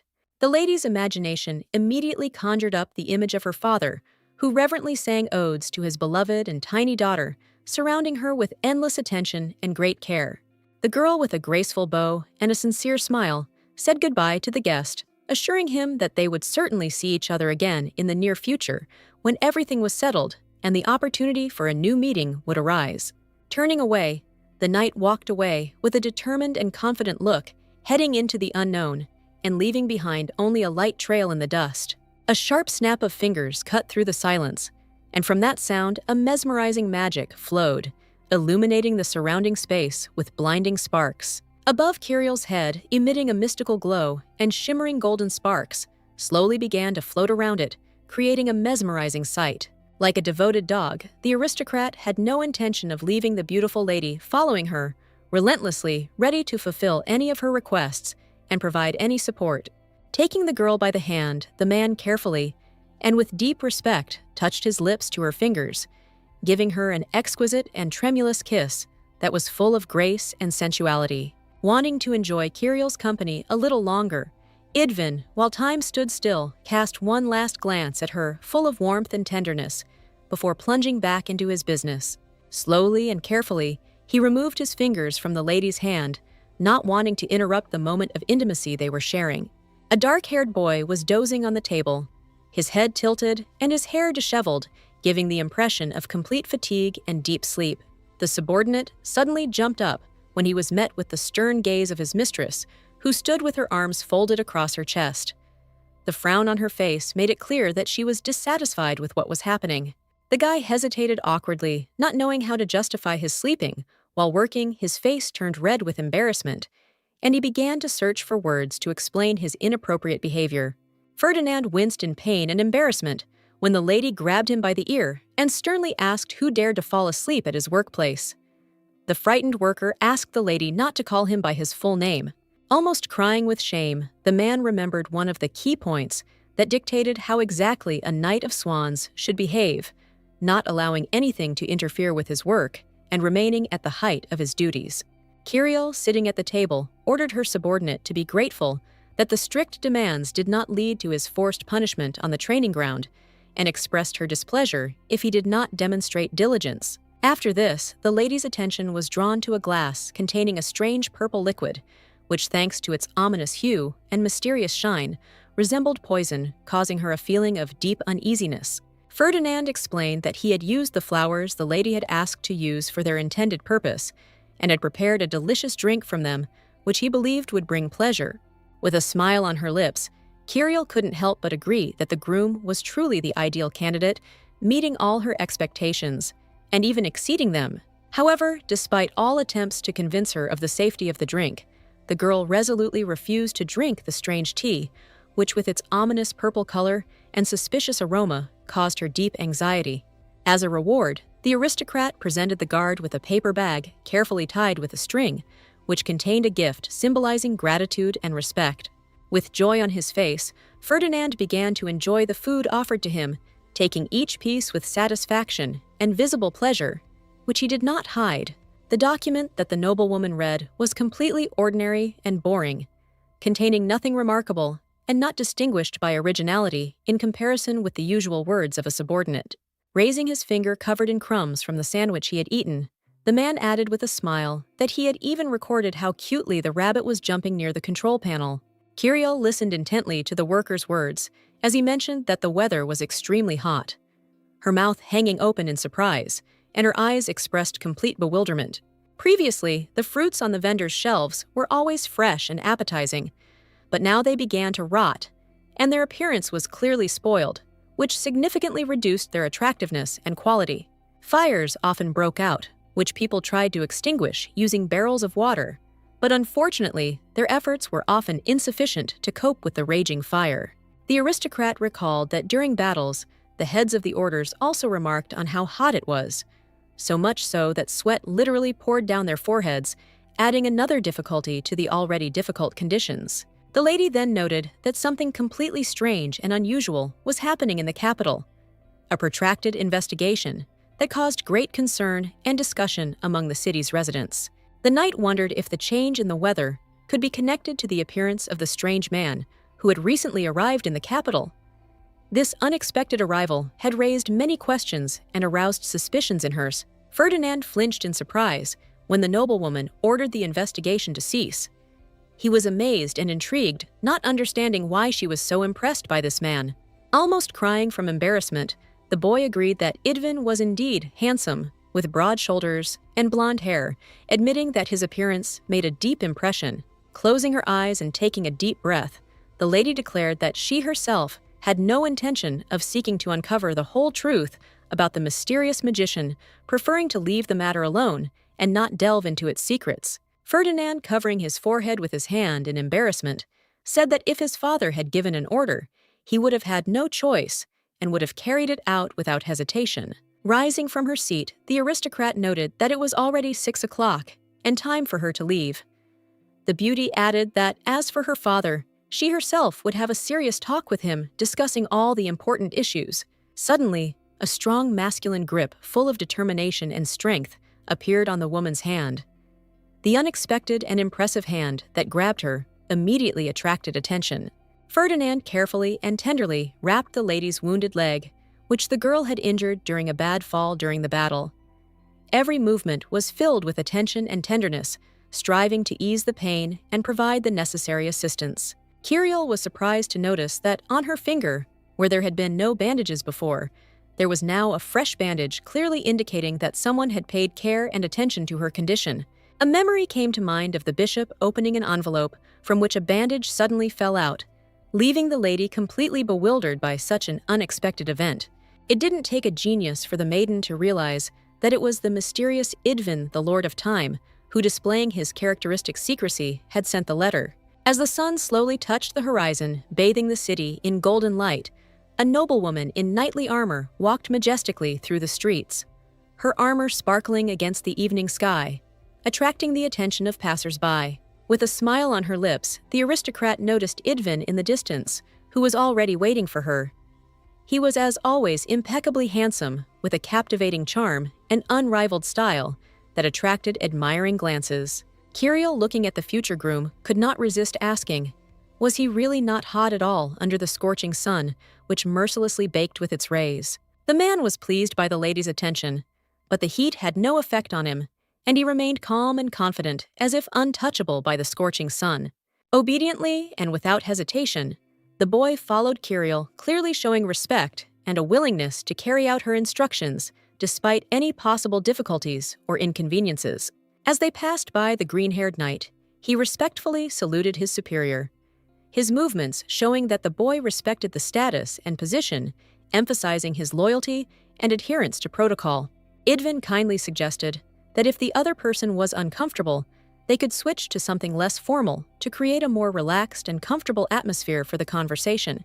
However, the maiden refused, stating that she had been wearing the uniform with the sword for about 10 years, and that it had become like a second skin for her, symbolizing a deep connection with this image. Kirill was surprised that her father had not mentioned his daughter's deep love for chivalry to the potential candidate for her husband. This left the sweet lady perplexed. The Duchess then added that mages had studied magic for about 10 years, and therefore should be similar to knights, in the sense that their discipline and dedication should be just as strict. The mage remarked that it was strange to call his magical abilities work. Rather, they were an integral part of himself, a part of his essence and life with which he was inextricably linked. The lady turned away and stated that she had put in a lot of effort and strength to achieve this position, and that her achievements were now the result of hard work and sacrifice. Placing his hand on his neck, Idvin noted that magic was not an innate part of his being and did not appear in his body from the start. Instead, the man had worked hard and trained to develop his abilities. This surprised the aristocrat, who believed that magic was an innate ability that people were born with. Standing next to his companion, the sorcerer offered her one place that he had in mind if the lovely girl did not want to go somewhere in particular. A picture of a chic restaurant with elegant tables and a stunning view from the window, which opened onto a picturesque cityscape, created an atmosphere of luxury and comfort, appeared before our eyes. Upon entering the upscale establishment, Kirill immediately recognized it as a southern restaurant, thanks to the distinctive decor and aromas that evoked the sunny, aromatic dishes of the region. Sitting down at the table, they began to read the menu and discovered that the aristocrat's father had told the groom about his daughter's preferences, but not a word was mentioned about her passion for chivalry, which left some perplexed and thoughtful. Soon the waiter approached and respectfully asked if the gentlemen were ready to order, showing attention to their needs and ensuring pleasant service in this refined establishment. Smiling sweetly and holding a pen in his hand, the guy was ready to suggest and recommend dishes that they might like, emphasizing the establishment's special offers and taking into account their taste preferences. Casting a cold glance at the uninvited waiter, Idvin expressed his displeasure and incomprehension of what was happening, demonstrating obvious irritation. All attention was focused on the lady when the employee pointed to the menu lying on the table and recommended trying the perch, emphasizing its freshness and taste. As a result, when the order was delivered, the girl quickly and with great appetite ate all the dishes, while being a little embarrassed by the fact that her immoderate hunger was so obvious and thus attracted the attention of those around her. Watching the beauty across from him, Idvin expressed with genuine satisfaction his joy that she had enjoyed everything. He was glad to see that their visit to the establishment had been so pleasant and satisfying. Unlike the lady's plates, which were empty and eaten, the man's plates remained full and untouched, indicating that the guy preferred to watch her instead of enjoying his food. Kirill sheepishly apologized when she accidentally shone a sunbeam into her companion's eyes. Idvin, with a smile on his lips, joked that perhaps his eyesight wasn't up to the lady's high standards, adding a touch of humor to the awkward situation. The nobleman wanted to be the only man in the eyes of the beauty, and after that, the gentleman asked if she liked the tea he sent as a gift. Kirill was surprised to hear the aristocrat say that the passion flower syrup hadn't particularly pleased her. She was taken aback by this admission, as she had expected a different opinion. Wanting to know the truth, the princess began to accuse the guy of knowing too much about her from somewhere, and in what way, which caused her concern and suspicions about his intentions. The lady's fingers tightened on her fork as she considered that by revealing so many facts about her, the man might have been trying to demonstrate his magical abilities to emphasize his influence. The nobleman replied that the knights had all been very blunt in their attempt to avoid the discussion, but his attempt was interrupted by the Duchess's voice, which insistently demanded that he return to the heart of the matter and clarify the situation. The cutlery scraped, and the aristocrat, noticing how his interest in the lady he liked was only growing, decided to ask her one important question that could clarify their mutual feelings. The fork in the woman's hand vigorously pushed away the knife in the man's hand, demonstrating determination and a desire to interrupt and change the direction of their interaction. The man, turning to his companion, asked with slight irony why she had pushed away her ideal type, comparing it to how a knife was sent back by a fork. A blond man asked his friend lying on the sofa for help with an urgent matter in the city's capital. Although they always carried themselves with pride and independence when help was needed, they did not hesitate to turn to mages. The man's friend was named Idvin, and the boy asked him with a smile why he didn't like knights. His question was full of curiosity and a touch of mockery. Turning to Huig, the boy with purple eyes and black hair asked if he himself was wrong, expressing his confusion and desire to understand what could have caused doubts or errors. The friend, looking down and clearly feeling nostalgic, wanted to say goodbye to his friend before setting off on the road, realizing that this moment of farewell was important and carried special meaning. Sitting next to Huig, Idvin thoughtfully reflected on his fate and the upcoming events, anticipating a meeting with the couple he was soon to see in the capital, and imagining how this meeting could influence the future. When a sorcerer's feelings for his partner became too strong and began to overwhelm his heart, the scales inevitably tipped, upsetting the delicate balance between magic and emotion. The light mage Huig loved his mate very much and guarded them with great care, showing constant attention and striving to protect their precious union from any adversity and life's difficulties that could separate them. The sorcerer loved his beloved so much that when she left the bowl of sand symbolizing the soul spilled over, and the magician no longer wanted to live because the absence of his beloved left an emptiness in his heart. Smiling brightly like the sun, Huig, with a mischievous glint in his eyes, asked if his interlocutor really liked him so much that he couldn't take his eyes off him. Idvin indignantly told his friend that such conversations were far from harmless jokes, but quite serious, and required proper attention and understanding, because the consequences could be much more significant. The man sank onto the sofa, looking at his hand, and after his beloved left, he hid his longing and pain behind a mask of laughter, trying to dull the heart wound that even magic could not heal. Clutching the bridge of his nose, Idvin bitterly called his comrade a stupid idiot who had given his heart to the wrong man, reproaching him for allowing love to blind him and lead to such a painful outcome. Huig brushed these words off, replying that his friend couldn't use his abilities 100%, because true strength is always connected with emotions, and he himself was blinded by his own feelings.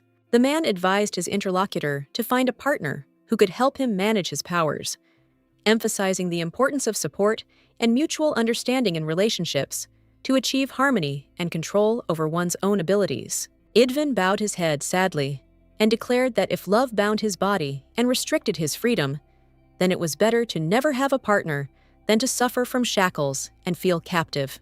For Huig, this sounded too childish because he had seen with his own eyes how everyone looked at his friend with admiration. Time control was a great power, and he knew that such abilities deserved respect, not doubts and fears.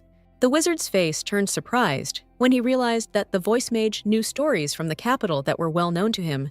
With dark circles under his eyes and fatigue, Huige turned to his partner and quickly dismissed him, explaining that he really wanted to rest to recuperate and be ready for the challenges ahead. Smiling broadly, the man replied to his friend, saying that even if he saw the future, he would still fall in love with the wonderful lady because true love and emotions do not depend on predictions, but are determined by sincere feelings. Walking alone down the corridor, Idvin reflected that he was not as sensitive and romantic as the other mage.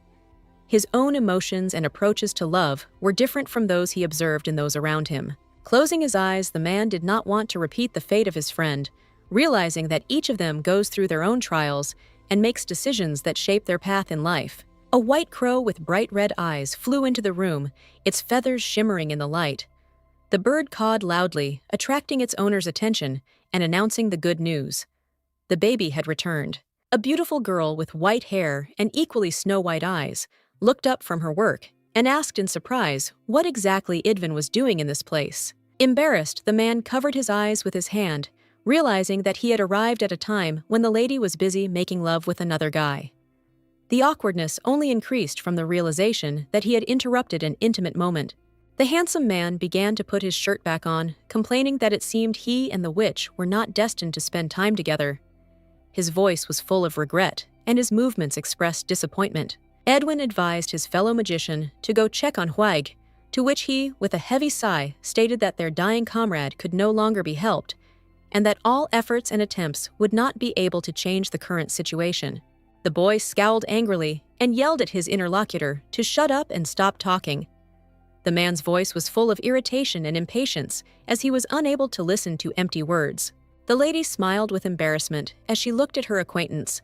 Her face flushed slightly, and her eyes filled with a warm light reflecting both her awkwardness and genuine joy at the meeting. Once the maiden had dressed, she explained the reason why she had called him specifically.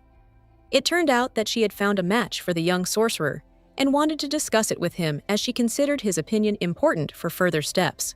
The mirror image showed a man whose facial features and posture were clearly visible, as if he was standing in front of her, despite the fact that he was actually somewhere far away. Idvin was not very pleased that his lover turned out to be a middle-aged man. He felt disappointed that instead of romance and excitement, he had to deal with a person who did not match his ideas about a partner. The girl laughed, saying that the man had spoken too rudely about the person who would soon become his close relative, even if not as a couple. It turned out that the lady wasn't as powerful as her partner, but she was easily able to find matches for other wizards. Her ability to create harmonious unions and find suitable partners for mages was impressive. Watching the coughing man in the mirror, Idvin admitted that he couldn't touch the guy, even if it meant giving up control of his powers. The frustrated magician muttered that they all received energy by merging in love with the couple arms folded across their chests. His words were full of resentment, as he felt that this part of the magical practice violated personal boundaries and inner beliefs. Suddenly, a large number of requirements for the future groom appeared in the reflection. This list was carefully compiled and included numerous points concerning both personal qualities and professional achievements. The woman finally admitted that her goal was simply to tease her friend a little, to add a touch of playfulness and lightness to their conversation, to lighten the atmosphere and dispel the accumulated tension. Idwin was astonished that the mature aristocrat continued to pray for the creation of the ideal man, despite already having a wife. The lady hastened to clarify, explaining that the nobleman was in fact seeking the ideal partner for his daughter. The duke sat sadly, his head bowed, and with a deep sigh continued to read the items from the long list dedicated to the girl he had raised and cared for many years. When asked who this maiden with high demands was, the sorceress merely shrugged her shoulders, her face remaining closed to the solution, as if the riddle itself was part of her magic. As he listened to the duke's words, Idvin suddenly realized that his beloved was the commander of a detachment of swans, the owner of an extraordinary and noble status that he had not previously suspected. The beauty agreed that the noblewoman was apparently not only a swordswoman, but also a leader possessing considerable influence and responsibility, which gave her special significance and respect. Upon experiencing the magical revelation, it became clear that her name was Curiel. This girl possessed impressive swordsmanship, which manifested itself at a young age, attracting the attention and respect of those around her.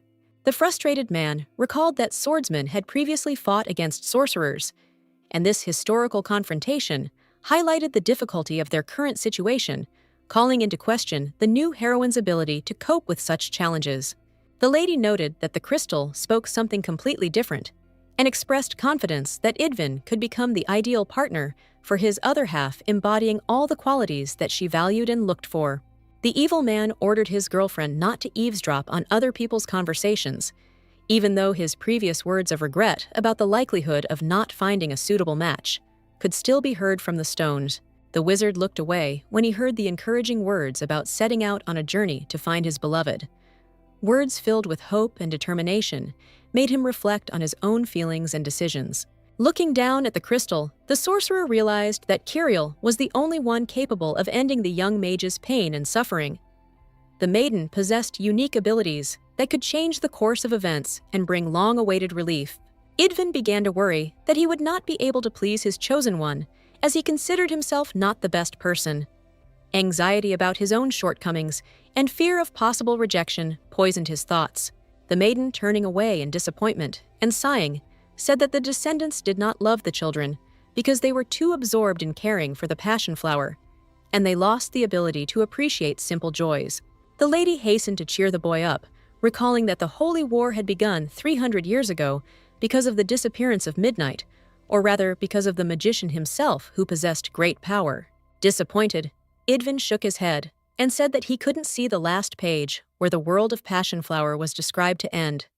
He never knew how the story would end. Folding her arms across her chest, the beauty sternly ordered the young man to have no hesitation and to head to the capital to begin his search for his match. Her decisive tone and confidence were a clear signal that it was time to act and not miss the chance for success. With a slight smile, the sorceress reminded him that as soon as the magician saw his mate, he would instantly feel that he could no longer imagine his life without this person, and her presence would become necessary and irreplaceable for him. A firm handshake full of confidence and determination expressed firm intent and respect, creating a sense that both people were ready for an important and meaningful collaboration. Idvin was happy that after a small touch, all the pain disappeared, as if the light touch brought unexpected relief and restored inner peace. Kiriel was now as necessary to the sorcerer as air.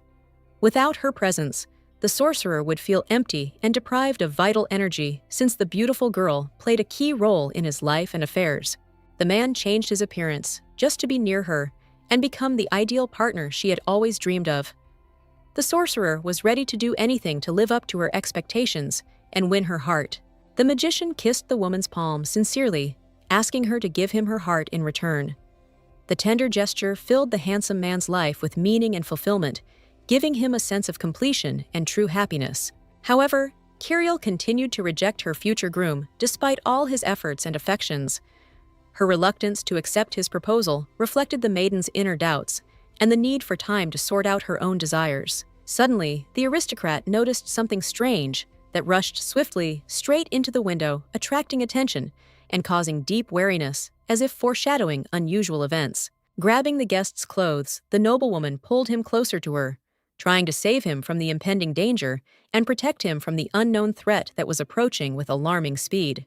There was a deafening roar as the glass was shattered with a strong vibration, and the walls cracked under the force of the impact, creating the feeling that the entire structure was about to collapse. Not wanting to keep the boy captive any longer than necessary, Kiriel decisively released him, freeing him from the unnecessary burden and allowing him to leave to regain his freedom and peace. Kiriel cast a worried glance at her guest and carefully inquired if he had been injured in the incident, showing genuine concern for his well-being and checking to see if he had suffered any harm from the unexpected incident. Afterwards, she explained that she could not leave such a vulnerable person like Idvin without protection, and that her heart did not allow her to abandon the guy to his fate, especially in such a difficult situation. The nobleman remarked with a touch of irony that he would be happy if the lady simply admitted that she was worried about him, instead of complicating the situation with such high-flown explanations. Suddenly, another bright flash appeared in the window, illuminating everything around and attracting the attention of everyone present to a new, unexpected event. The swordswoman, seeking to protect her companion from the impending danger, ordered him to bend as low to the ground as possible in order to hide as much as possible from the threat and protect himself from a potential blow.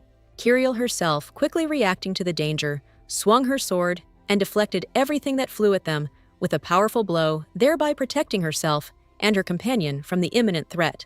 This time, the lady successfully parried the blow, but she doubted that she would be able to repeat her brave feat if a similar threat arose again. Her doubts were caused by the fear that future attacks might prove too difficult. Idvin, noticing his interlocutor's anxiety, carefully asked if she had been frightened by what had happened. The man's voice was full of concern and genuine interest in her condition.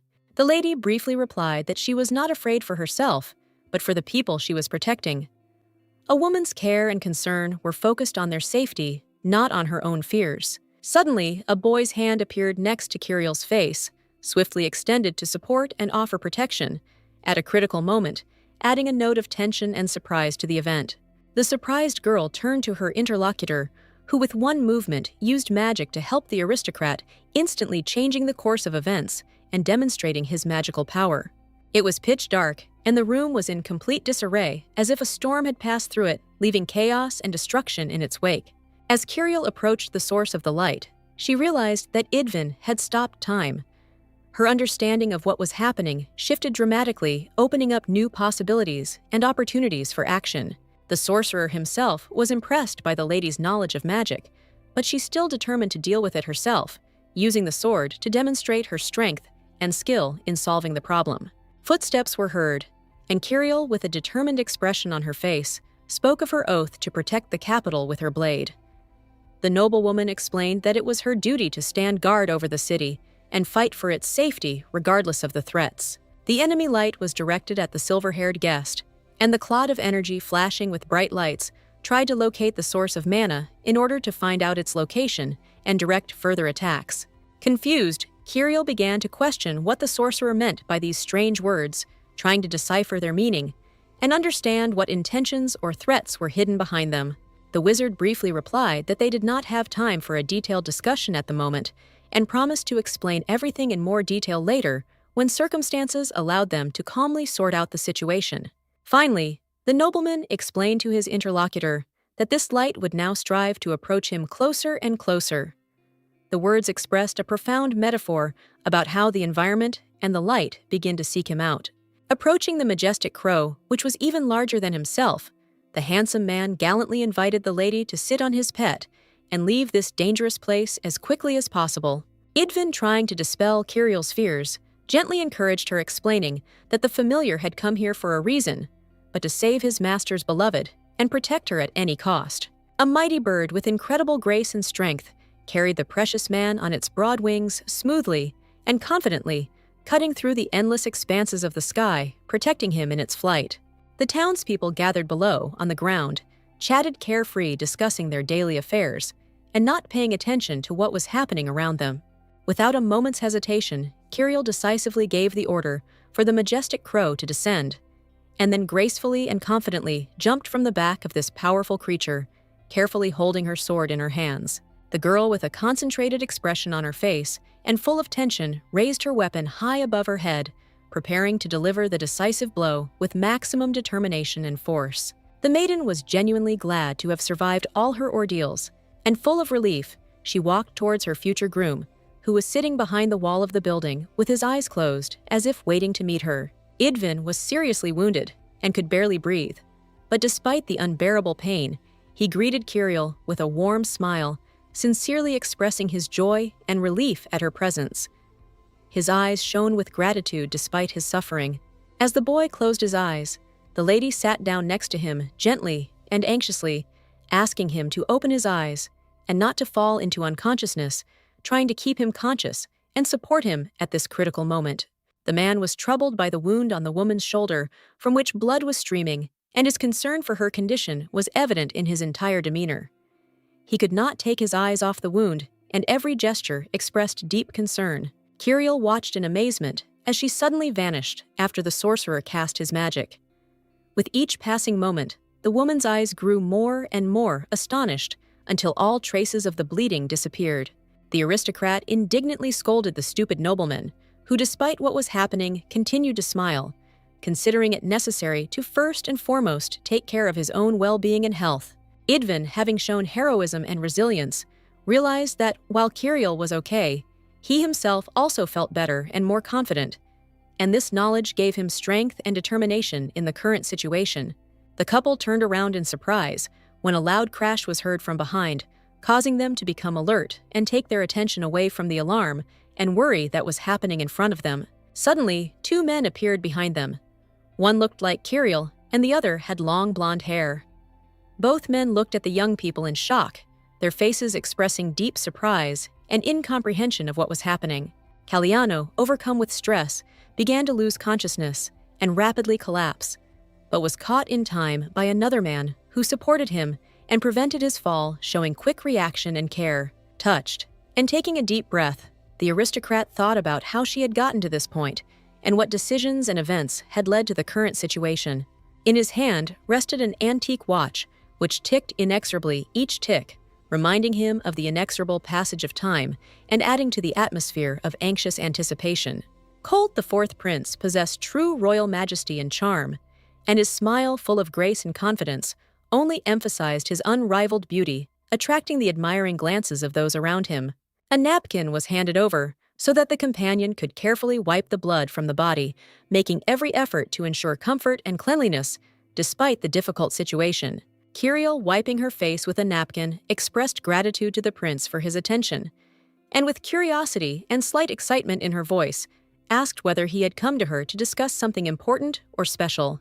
The boy, smiling, showed his white teeth and remarked that since Caliano was a courtier, it was quite easy for them to escape from the palace, despite all the difficulties. As they sat in the carriage, they discussed where they were going to go and talked animatedly about the splendor of the Duke's garden, which was renowned for its exquisite beauty and enchanting atmosphere. The aristocrat bowed her head, reminding the heir to the throne of the importance of observing the rules of reporting to the head, emphasizing the significance of strictness and discipline in management and responsibility. Suddenly, the aristocrat's gaze turned to the sleeping groom of the Duchess, and Colt, noticing this, began to wonder who this man was and what significance he had for current events. Awkwardly embarrassed, the lady tried to explain that they had dined together at a restaurant, trying to contain her excitement and present the situation in the most ordinary and unremarkable light. The transport moved slowly, as if it were weighting every unevenness in the road, and every obstacle slowed the journey, adding to the feeling of a long and tiring journey. Colt looked with interest at the handsome man next to him, noticing that Kiriel had previously only met with honoré and young knights, which emphasized the special significance of this new acquaintance among her circle. Leaning back in his chair, the prince was pleasantly surprised that Kiriel finally had a guy who perfectly matched the ideal image, which could certainly bring a fresh twist. Blushing awkwardly, the noblewoman listened as they said about her that her character had special features that distinguished her from other ladies, and this caused her a feeling of embarrassment. The man smiled and explained that it was actually a compliment. Someone who is devoted to a non-existent idea will be even more faithful to a real city, and his devotion will be stronger and more sincere. The carriage stopped, and the maids hastened out to meet and see off the young gentleman, their movements full of care and diligence, striving to ensure the most favorable greeting and farewell. The maids, with surprise and disbelief in their eyes, froze in place, not believing what their eyes were seeing, their faces expressing shock from the unexpected sight before them. Colt suggested cutting out unnecessary ceremony and focusing on caring for the unconscious patient in the vehicle, emphasizing the importance of immediate attention to his condition. The prince himself, meanwhile, chose to go and explore the garden, literally sparkling with delight and curiosity. His eyes sparkled with fascination at the beauty and well-kept greenery. The man with short red hair, acting as the headman, strictly forbade the heir to the throne from walking alone, emphasizing the need to observe safety measures and caution in his entourage. Nonchalantly explained to the servants that this was the well-protected mansion of the head of the Platinum Knights, thus emphasizing its safety and reliability as a place of residence and rest. Suddenly, a stranger intervened in the boys' conversation, interrupting their conversation with his unexpected words and expressive behavior, drawing attention to himself and abruptly changing the direction of their discussion. It was Kiriel carrying the wounded nobleman. Despite the heavy burden, she moved with determination and full focus, her face expressing determination and courage. Colt agreed to help the maiden, promising to first quickly go into the garden to admire the flowers, and then return and provide the necessary support, expressing his readiness for action. But if you think about it, you can notice that at the moment of the arrival of the other aristocrats, the prince did not look surprised, but on the contrary was rather calm and unperturbed. Most likely, the heir was somehow connected to the tragedy that had occurred, and to this mysterious man who was unconscious, which further complicated the situation and raised doubts. Kiriel froze next to the sleeping nobleman when she heard that the capital was no longer a safe place, and this news brought anxiety and uncertainty to her heart. One of the refined ladies, radiating grace and confidence, modestly folded her hands in front of her, and with warmth in her voice called out to the princess, who was incredibly strong and powerful. Kiriel, with determination and a stern expression, ordered her assistant to immediately go for a doctor to provide the necessary medical care, as well as to prepare a free and comfortable room for the arrival of an important guest. Idvin lay quietly on his pillow, suffering from the painful symptoms that tormented him, and despite his attempts to fight his illness, his face showed an expression of calm. The worried lady anxiously approached her hostess with a question about what had happened to her and why there was a wound on her fragile shoulder, expressing sincere concern for her health and well-being. The doctor, examining the wounded aristocrat, explained that the wound was large and that it was rare for someone to survive such an injury. He added that the aristocrat was a powerful sorcerer, and his powers could have played a role in the healing process. Kirill recalled the words that the mage didn't care about his own fortune. His main priority was the lady, and the man would still try to do everything possible to ensure her safety and well-being. For the girl, this act seemed extremely romantic, like a true manifestation of deep feelings and endless devotion, which touched her heart even more. While the interlocutor praised the Duchess's future groom, emphasizing all his virtues and merits, the aristocrat only shook her head negatively, not sharing the delight and remaining with her opinion about the groom's shortcomings. Suddenly, the lady noticed something strange. The guy's hair turned black for a while, which attracted attention and caused alarm, as it seemed like an inexplicable and unusual phenomenon. The girl politely explained to the lady that everything was perfectly fine with Caliano, and therefore advised her that the young noblewoman also take time to rest. Kirill herself thought with apprehension about how she would have to go to her father in dirty clothes, because he was so sensitive to any signs of untidiness that he could faint again and lose consciousness, as had happened before. Having taken off her heavy uniform and remaining in just a t-shirt, the girl, feeling the accumulated fatigue, slowly rubbed her eyes, which were burning from tears, and the long tension that had accumulated throughout the day.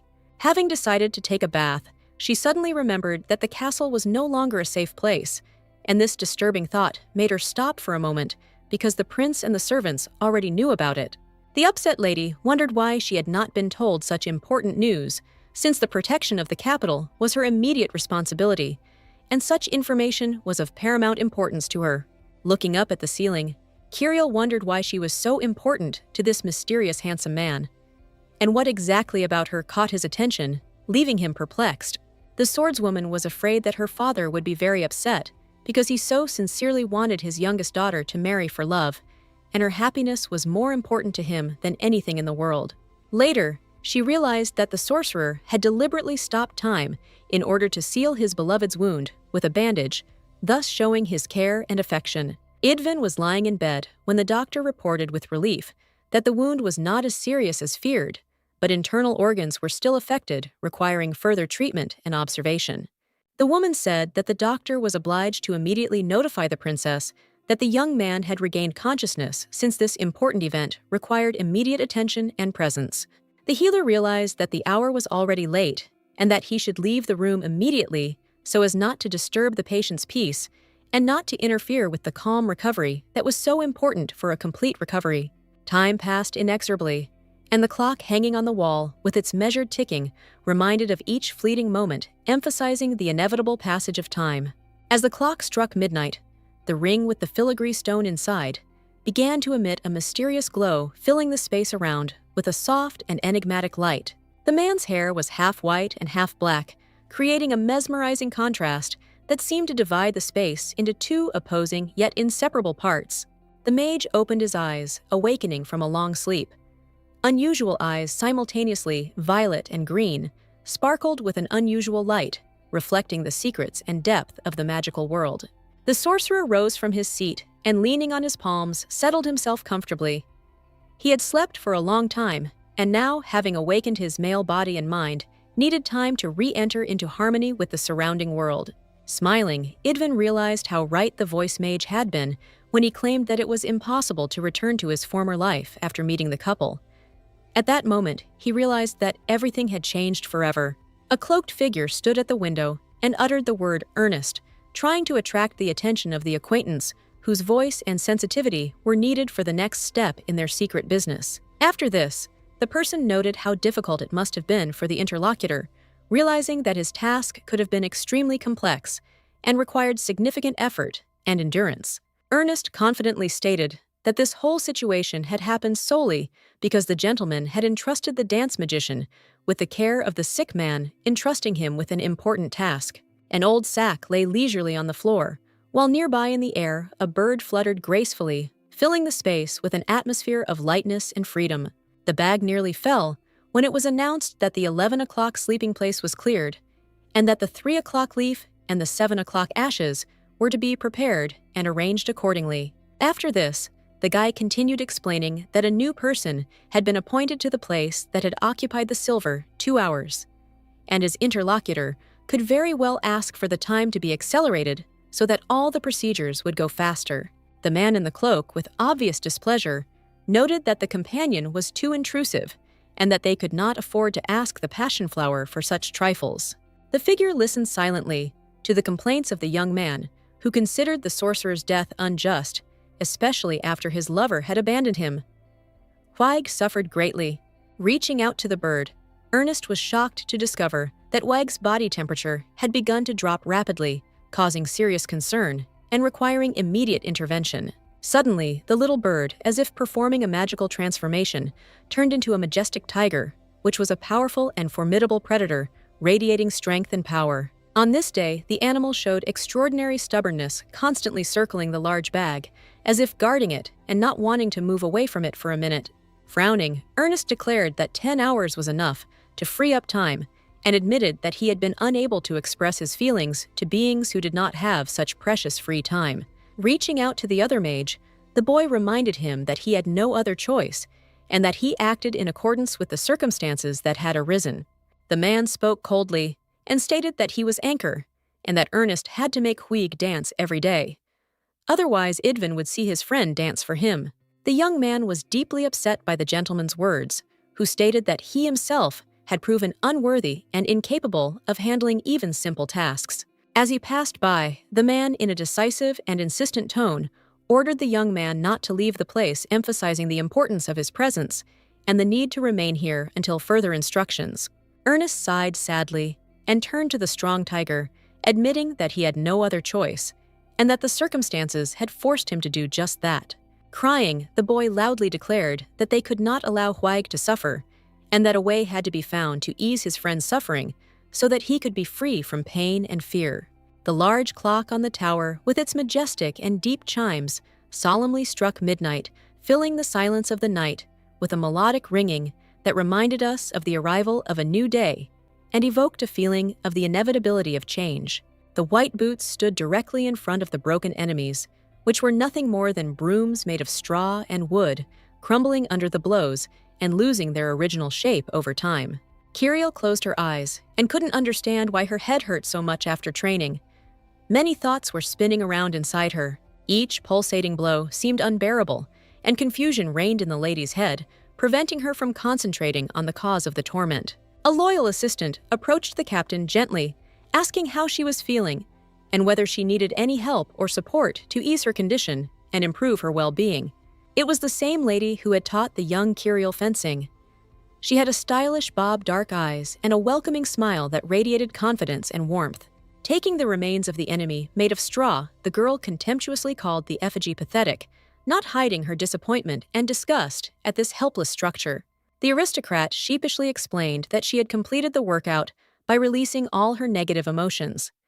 The lady admitted that the exercise had helped her cope with inner tension and release accumulated stress. With a smile trembling with mockery, the woman asked what else Kiriel was resisting, besides marriage, clearly enjoying the moment and wanting to find out what other challenges the young knight could present. With a heavy sigh, the noblewoman admitted that many events had occurred in recent days, each of which had left its mark and significantly changed their lives. The former tutor was clearly not particularly surprised that the Duchess had once again found herself in an unpleasant situation. It seemed to her an expected outcome, given past events and the maiden's characters. Kiriel listened in surprise as the announcement was made that the squad leader had given the order to retrieve her. The news came as a complete surprise to her and raised many questions about what had led to such a decision. Turning her gaze towards the vast palace, the noblewoman explained that this was the order of King Platina, the emperor emphasizing the importance and inevitability of this decision, which was dictated by higher orders. The lady's conversation was suddenly interrupted by Idvin, who, having fully recovered, came downstairs in his new elegant clothes to visit his future bride and spend some time with her. The swordswoman greeted the boy joyfully and expressed her satisfaction with his recovery. She remarked that she had been planning to visit him after her visit to the Duchess and was happy that she could now do so. Kirill thought that Idvin certainly didn't look ill despite being unconscious yesterday. The sorcerer's current state of health seemed a complete contrast to what had happened just the day before. Suddenly, the magician turned to his beloved and with a warm smile said that the morning had been wonderful and it was time to finally greet each other, expressing their feelings and joy at the meeting.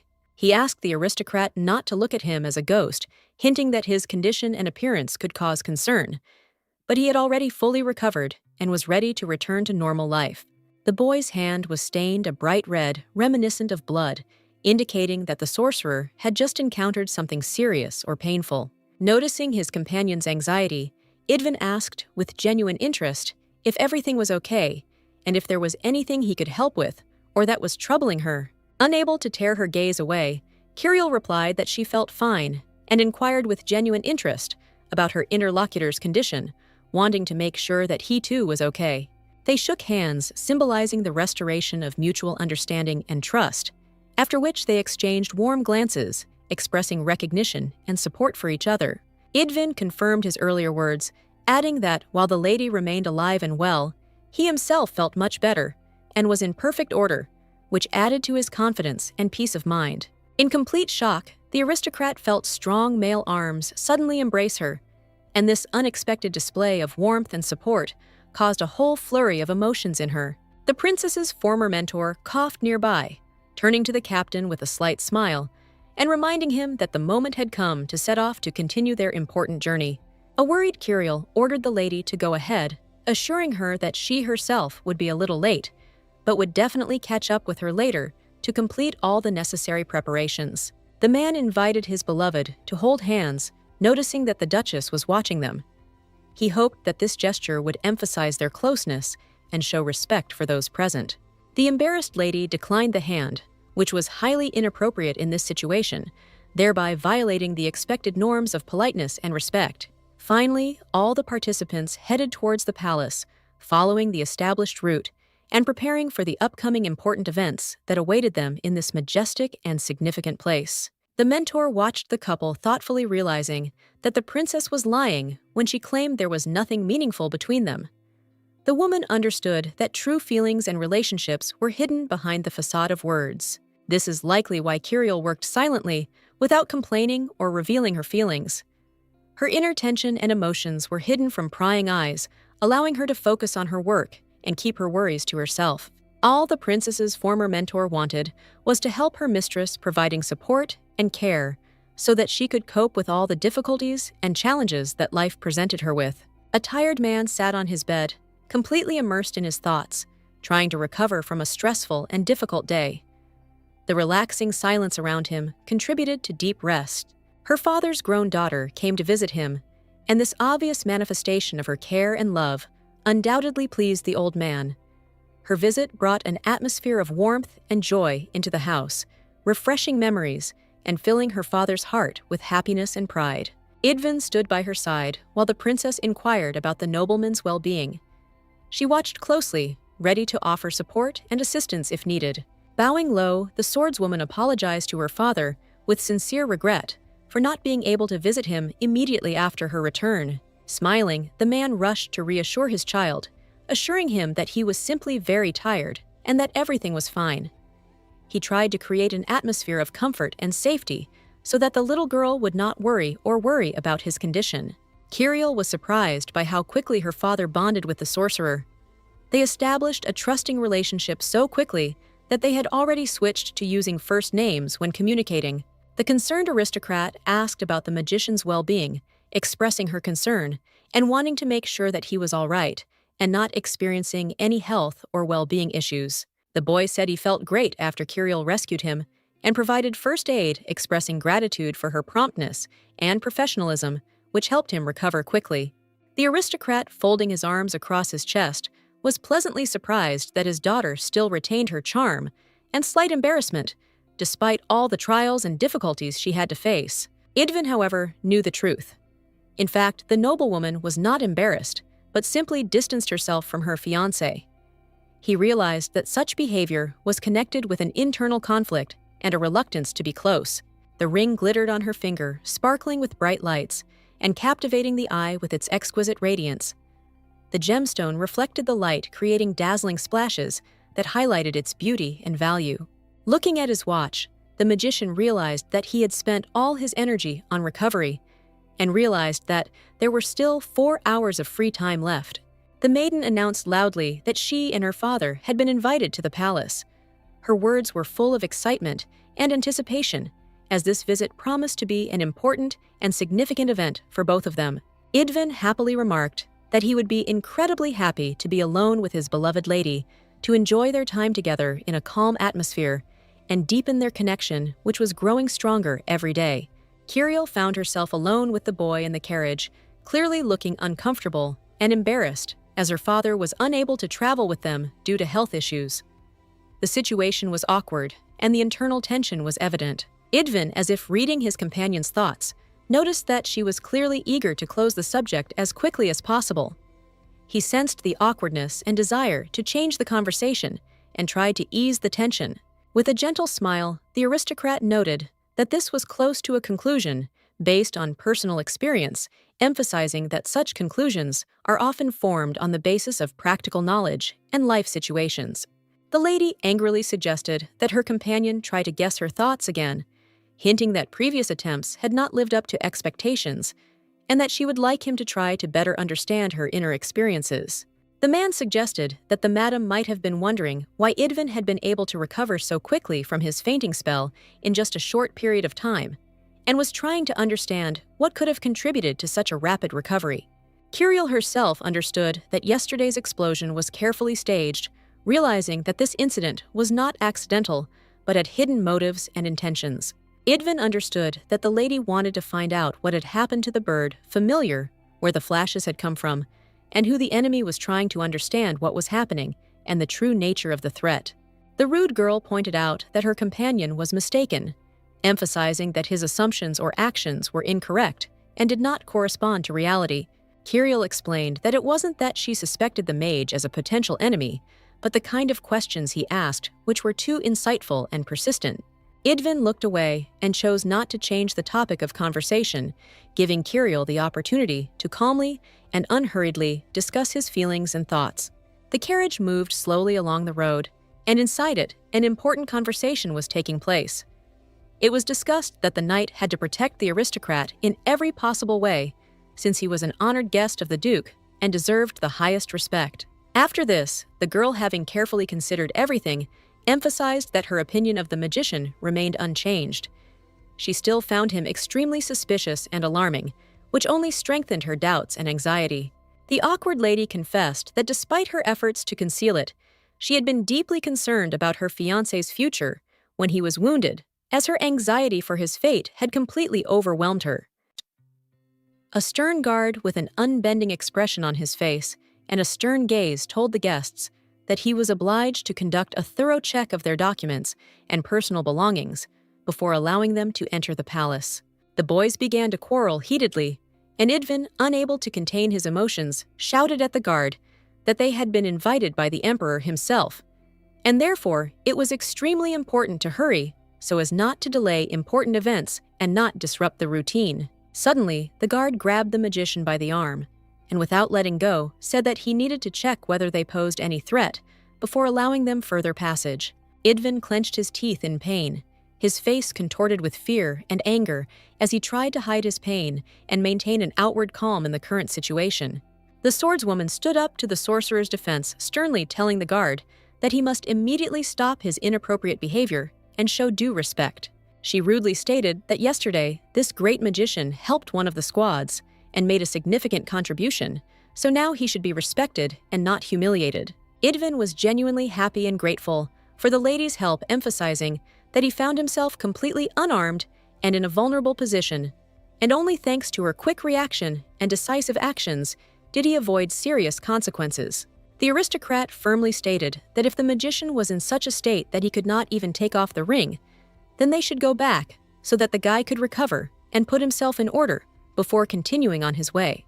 Eventually, the precious ring was removed and handed over for further inspection and security to eliminate any possible threats and ensure that it would not cause further problems. After completing the inspection, the guard decided to escort the arrivals inside the palace, making sure that all formalities were observed and ensuring their safe and unhindered passage to the designated place. Intrigued, the magician curiously asked why the emperor himself wanted to see him, seeking to understand the reason for such an important summons and to learn what role he would play in the upcoming events. The noblewoman noted that Idvin himself soon planned to sort out all the details, since Kirill was already aware of the king's unusual character and understood that information about the reasons for the summons could be quite interesting and complex. In the past, the swordswoman spent time picking tomatoes in the garden with another lady, and their interactions during this time were filled with friendly conversation and mutual respect. The noblewoman, watching in amazement as the knight picked the less than pretty and less than pretty fruits, couldn't understand the reason for such a choice. However, after an explanation, she nodded knowingly and directed the lady toward the gentleman. Ferdinand was also shocked to see a basket of tomatoes carelessly placed on the table. The brightly colored fruits displayed in such a sloppy manner clearly violated any notions of order and presentability. Then, the man, still surprised by what he saw, asked the commander if she had really been promoted, given such an unexpected and unusual approach. After this, Kirill was indeed promoted in rank, although she herself did not consider herself deserving of such a promotion, remaining modest in her achievements. The guard turned to answer the young lady's question, demonstrating his willingness to provide the necessary information and show due respect for her interests. Upon learning that the emperor was attending a tea party at the orphanage, the noblewoman ordered the man to immediately report their arrival to the servants to ensure a proper welcome and respectful treatment of the visitors.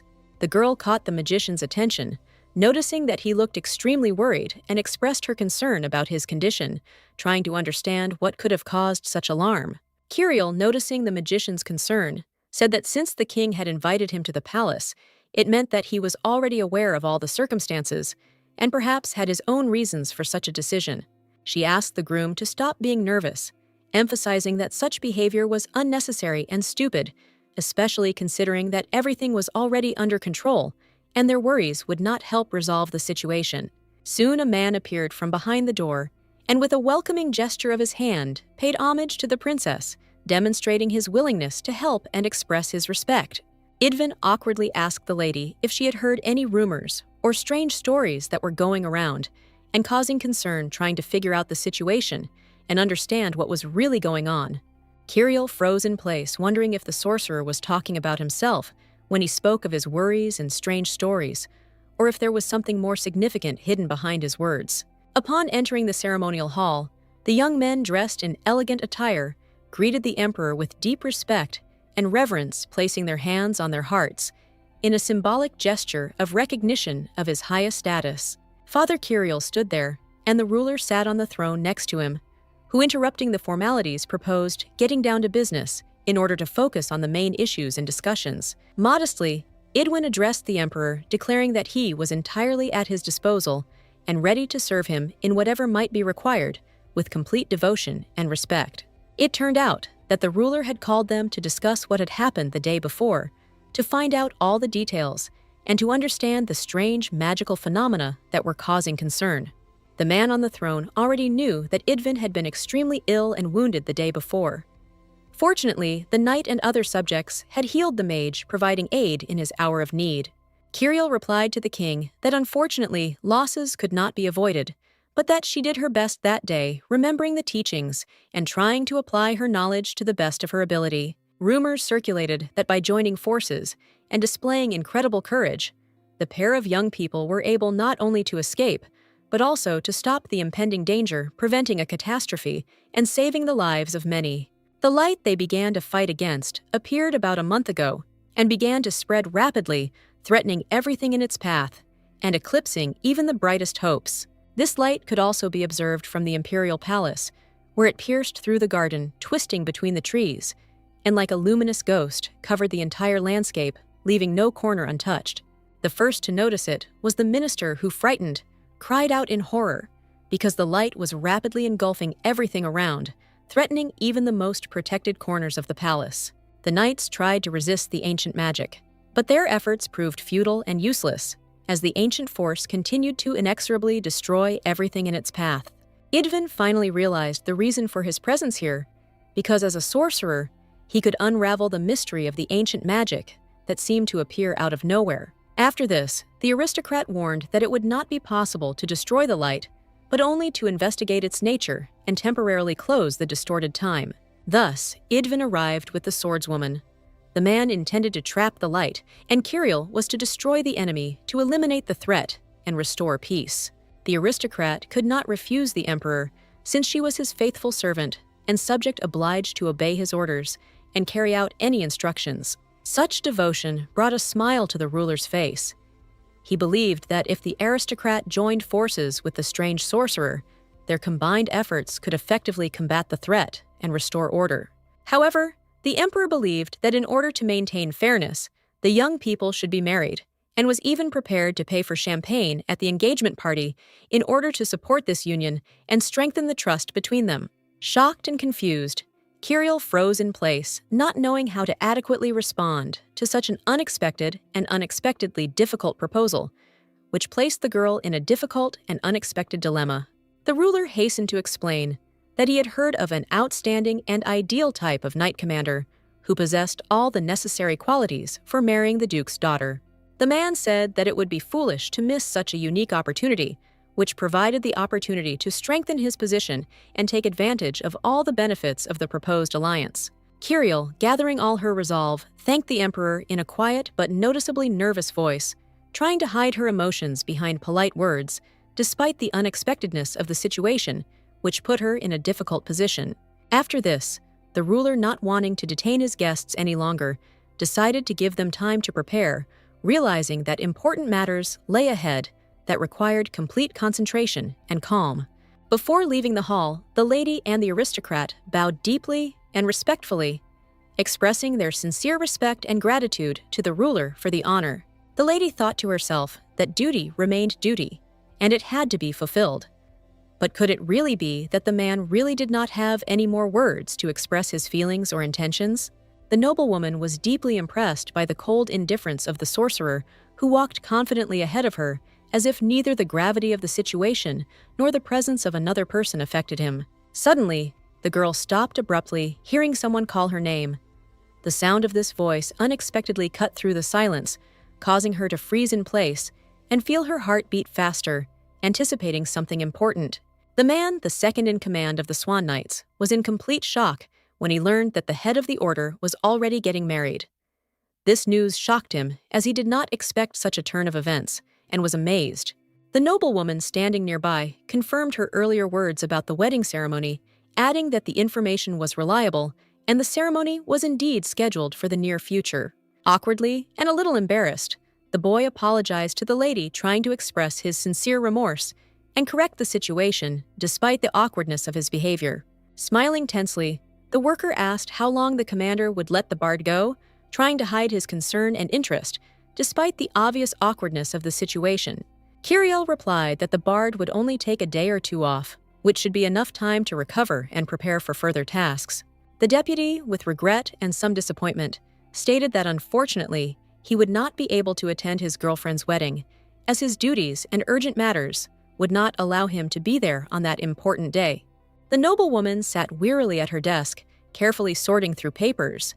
Each sheet was filled with important information, and her tired eyes continued to scan the text quickly, despite her pent-up fatigue and desire to rest. Covering her face with her hand wearily, the lady realized that the amount of work here exceeded all her expectations and seemed endless, encompassing every part of her day and making her feel overwhelmed. Suddenly, another knight entered the office, heading to his leader with an important and urgent message. The sudden appearance broke the silence, caught the lady's attention, and added a new element to an already busy day. Covering her face with her hand, the girl began to cry. Tears streamed uncontrollably down her cheeks, reflecting the depth of her inner despair and the full weight of accumulated emotions and hardships she had endured. Kirill strictly ordered her subordinate to choose one of two things: either cry or laugh, but not to allow herself to show duality in emotions so as not to create unnecessary confusion and maintain clarity in their interactions. The swordswoman, shy but sincere, congratulated the commander on his wedding. Her words were filled with warmth and good wishes, despite her own embarrassment. The paper contained permission to conduct a special mission, which allowed the necessary actions to be carried out within the framework of the given task, while emphasizing its special importance and status. The woman was irritated that Kirill had only received permission to conduct a special mission now, while unscrupulous officials had had access to such privileges from the very beginning, which seemed unfair. But the emperor knew then the reason why the aristocrat did not receive permission immediately. It was all about her status as an unmarried woman, which was the reason for the delay despite her merits and the needs of the mission. Thoughtfully, as if not noticing it, the hand began to unconsciously swing the pen from side to side, reflecting internal anxiety and a state of confusion. The men rejected the request without consideration or explanation, causing disappointment and resentment among everyone involved. The noblewoman began to quickly nod her head from side to side, trying not to delve too deeply into the topic and demonstrating the appearance of agreement in order to avoid further discussion and unnecessary questions. Sitting at the table and immersed in work concerns, the woman was most interested in the question of where Ferdinand was. This question worried her, overshadowing other current tasks and affairs. Surprised, the worker muttered that the commander must have been too engrossed in her work, as she hadn't noticed that she had missed important points and overlooked some key details. After this, the lady explained that Ferdinand had changed his work shift to another, and therefore his presence was temporarily absent, which could be the cause of misunderstanding. With a smile, the knight explained that she had tried to find out the reason for the boy's behavior, but all her attempts had been in vain, and she had not been able to get a satisfactory answer. Kirill rose from her seat and ordered her subordinate to immediately write a letter to the famous lord. The recipient of the letter was to be the Knight Veterinary Association, emphasizing the importance of the appeal and its relevance to current affairs. The lady immediately realized that it was necessary to inform the Knight Veterinary Association of the aristocrat's engagement, and quickly collecting her thoughts, began to write down all the necessary details in a letter. The noblewoman began dictating the text of the letter, in which she indicated that all invited guests must be present at the event, but uninvited guests brought gifts and wreaths would be discarded. Kirill's friend suggested a softer, more beautiful version of the text, which invited everyone to the engagement of two lovers, emphasizing the joy and significance of the event, to create an atmosphere of warmth and welcome for all guests. The aristocrats would be a beautiful couple in elegant white dresses adorned with flowers and lace, creating a flawless image that would attract the attention and admiration of everyone present. The Virgin considered these words too pompous, but despite this, she agreed to the proposal, realizing that such a design could add solemnity and sophistication to the event. Sitting together, they discussed what could be corrected in the text and what edits could be made to improve the design of the invitation and make it more suitable for the upcoming celebration. The hand prepared to write on the paper that the venue of the event was the beautiful and charming palace of the Duke, and the date and time was the same day at 8 o'clock in the evening. The surprised subordinate froze when she learned that the event would take place today. Time was running out, and she realized that she needed to complete all preparations immediately. Kirill jumped back in surprise when her friend stood up abruptly and declared that they needed to begin organizing the event immediately. The urgency of the situation demanded a swift response. The brother priest will also be present at the engagement, unable to miss such an important and significant event, which is certainly an important milestone in the life of the family. The judge, known for her tireless vigilance towards the law, and the lady with the book, who was always her faithful companion in official matters, will also be present at the event. Realizing how much work needed to be done in one day, the lady wearily lowered her head onto her folded hands, trying to gather her thoughts and strength for the tasks ahead. She then asked a provocative question about why Kirill hadn't discussed the details of the celebration with her fiancé, hinting at a possible oversight in planning or organizational inconsistency.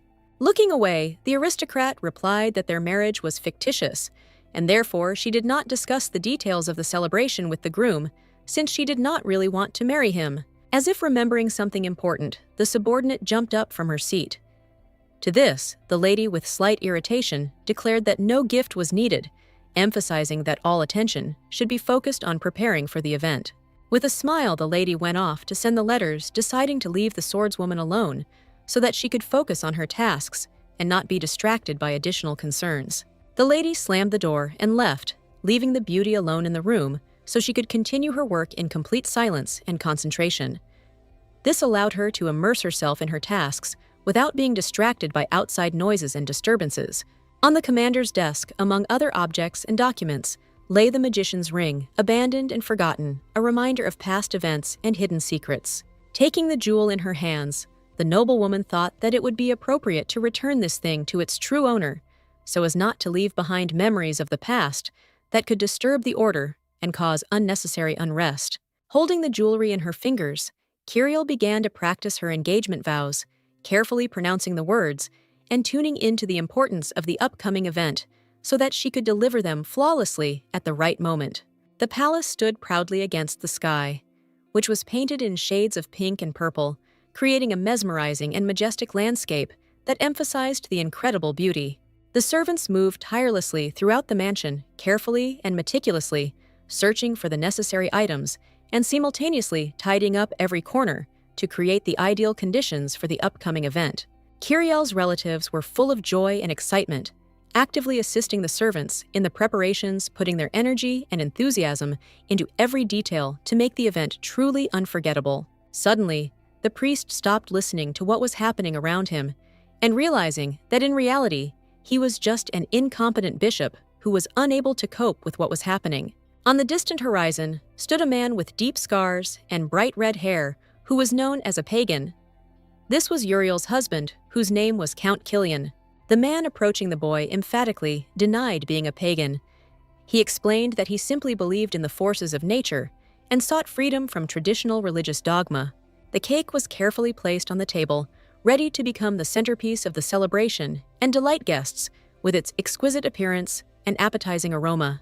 The priest became curious about Count Killian's abandonment of Uriel and asked about it. The count replied that he had many pressing matters and important tasks requiring his attention. Moreover, the aristocrat was also captivated by the mystery of the bride's groom.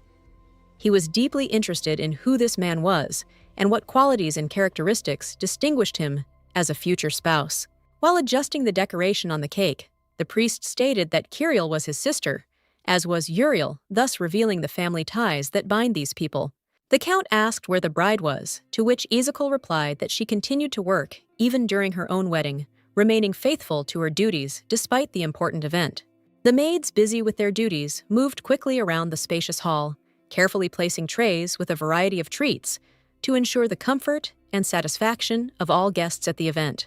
The scarred nobleman asked slightly rudely how Kiriel had managed to meet the mage and bring their relationship to marriage, since knights and sorcerers had never had the best of relationships before.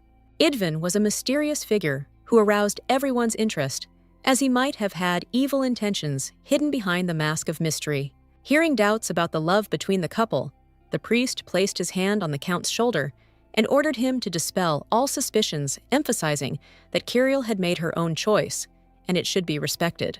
After this, the guy leaned over the cake, carefully removing excess cream from places where it shouldn't be in order to bring the decoration to a perfect state. The aristocrat irritably told the boy to stop touching the cake, explaining that there was a superstition that if the cake fell apart, the newlyweds' lives would go awry. The priest, who did not believe in these superstitions, was astonished when suddenly a piece of cake fell, as if confirming his worst fears and giving the events an unexpected and ominous tone. Slightly upset, Ezekiel began to pick up the fallen cake again, trying to return the sweet to its original state, despite the obvious traces of the accident. The count grew tired of standing next to the incompetent boy and resolutely walked away, preferring to escape from a situation that held no interest for him. The nobleman turned his attention to another man and, showing genuine curiosity, inquired about the exact time the knights had completed their work and left their place of service, hoping to obtain detailed information. Since the cake was badly damaged and could no longer be repaired, it was decided to order a new one to avoid further problems and keep the celebration at the proper level. The count, folding his arms across his chest, went out into the fresh air to breathe and calm down a little, enjoying the silence and spaciousness of the space around him. There, Kiriel greeted him politely, displaying care and courtesy that instantly brightened his mood and filled the moment with an atmosphere of warmth and goodwill. Her genuine attention and kindness made the meeting especially pleasant. During the conversation between them, the beautiful lady, with a hint of curiosity in her voice, asked if the man who was supposed to take her away had arrived. The man reminded her that the noblewoman herself had ordered not to bring gifts, and in connection with this, he decided to accompany Kirill to make sure that she would safely reach her destination. The noblewoman placed her hand in his, and with sincere respect, said that she would be honored if he would conduct her, emphasizing her recognition and gratitude for his attention. The man stated that it was unlikely that anyone would dare to become an escort for such a respected noblewoman, hinting at her high status and strength of personality, which create certain barriers and requirements for those who seek to be near her. The Count, seemingly unaware of how stern and intimidating he looked from the outside, asked with slight bewilderment what was wrong with his face, as if he genuinely did not understand why it evoked such ambiguous feelings in those around him. The aristocrat did not object at all to the fact that the man decided to accompany the lady instead of her own fiancé, finding this a manifestation of nobility. The nobleman noted that she should already begin calling the sorcerer her husband, thereby emphasizing the importance and inevitability of their future marriage, as well as demonstrating respect for established traditions and expectations. Kirill didn't understand why she should call the mage her husband, since he himself addressed her as a lady, not as a wife. They weren't close enough to move on to the next stage of their relationship. When the couple approached the carriage, the young man, with impeccable manners and a slight smile, invited his companion to enter first, thereby demonstrating his respect. When the lady opened the door, getting ready to enter the carriage, she suddenly heard a question about whether she had decided to get married too hastily, which made her think for a moment. The girl just shrugged, answering that everything happened naturally, and then asked a counter-question. When the man married Uriel, did they talk a lot, and did they really get to know each other? With a smile, the aristocrat stated that they had discussed and signed a marriage contract, emphasizing that this was the main aspect of their preparation for life together. The noblewoman stood in front of the mirror, carefully examining her reflection, trying to appreciate how each element of her outfit and hairstyle emphasized her elegance and grace. It was strange to see the princess choose a knight's uniform for herself, when there were many elegant dresses in the large closet that could emphasize status and sophistication. Kirill recalled that her mother also got married, and then immediately after went into battle, emphasizing that her own choices and actions were part of a long family tradition. While combing her hair and looking at her reflection in the mirror, the girl in formal clothes said that the maid took care of her mother, providing her with the necessary support and attention. On his uniform, neatly pinned to the fabric, hung an award in the form of an exquisite heart. This award symbolized outstanding service and loyalty. The maids were discussing the strange wizard behind the door, who was rumored to be able to grow wings or a tail. The rumors aroused in them a mixture of surprise and curiosity. Receiving help in the form of a hairstyle, Kirill mockingly remarked that it would be foolish to attribute such fantastic abilities to an ordinary person, emphasizing that such rumors seemed to be nothing more than fiction.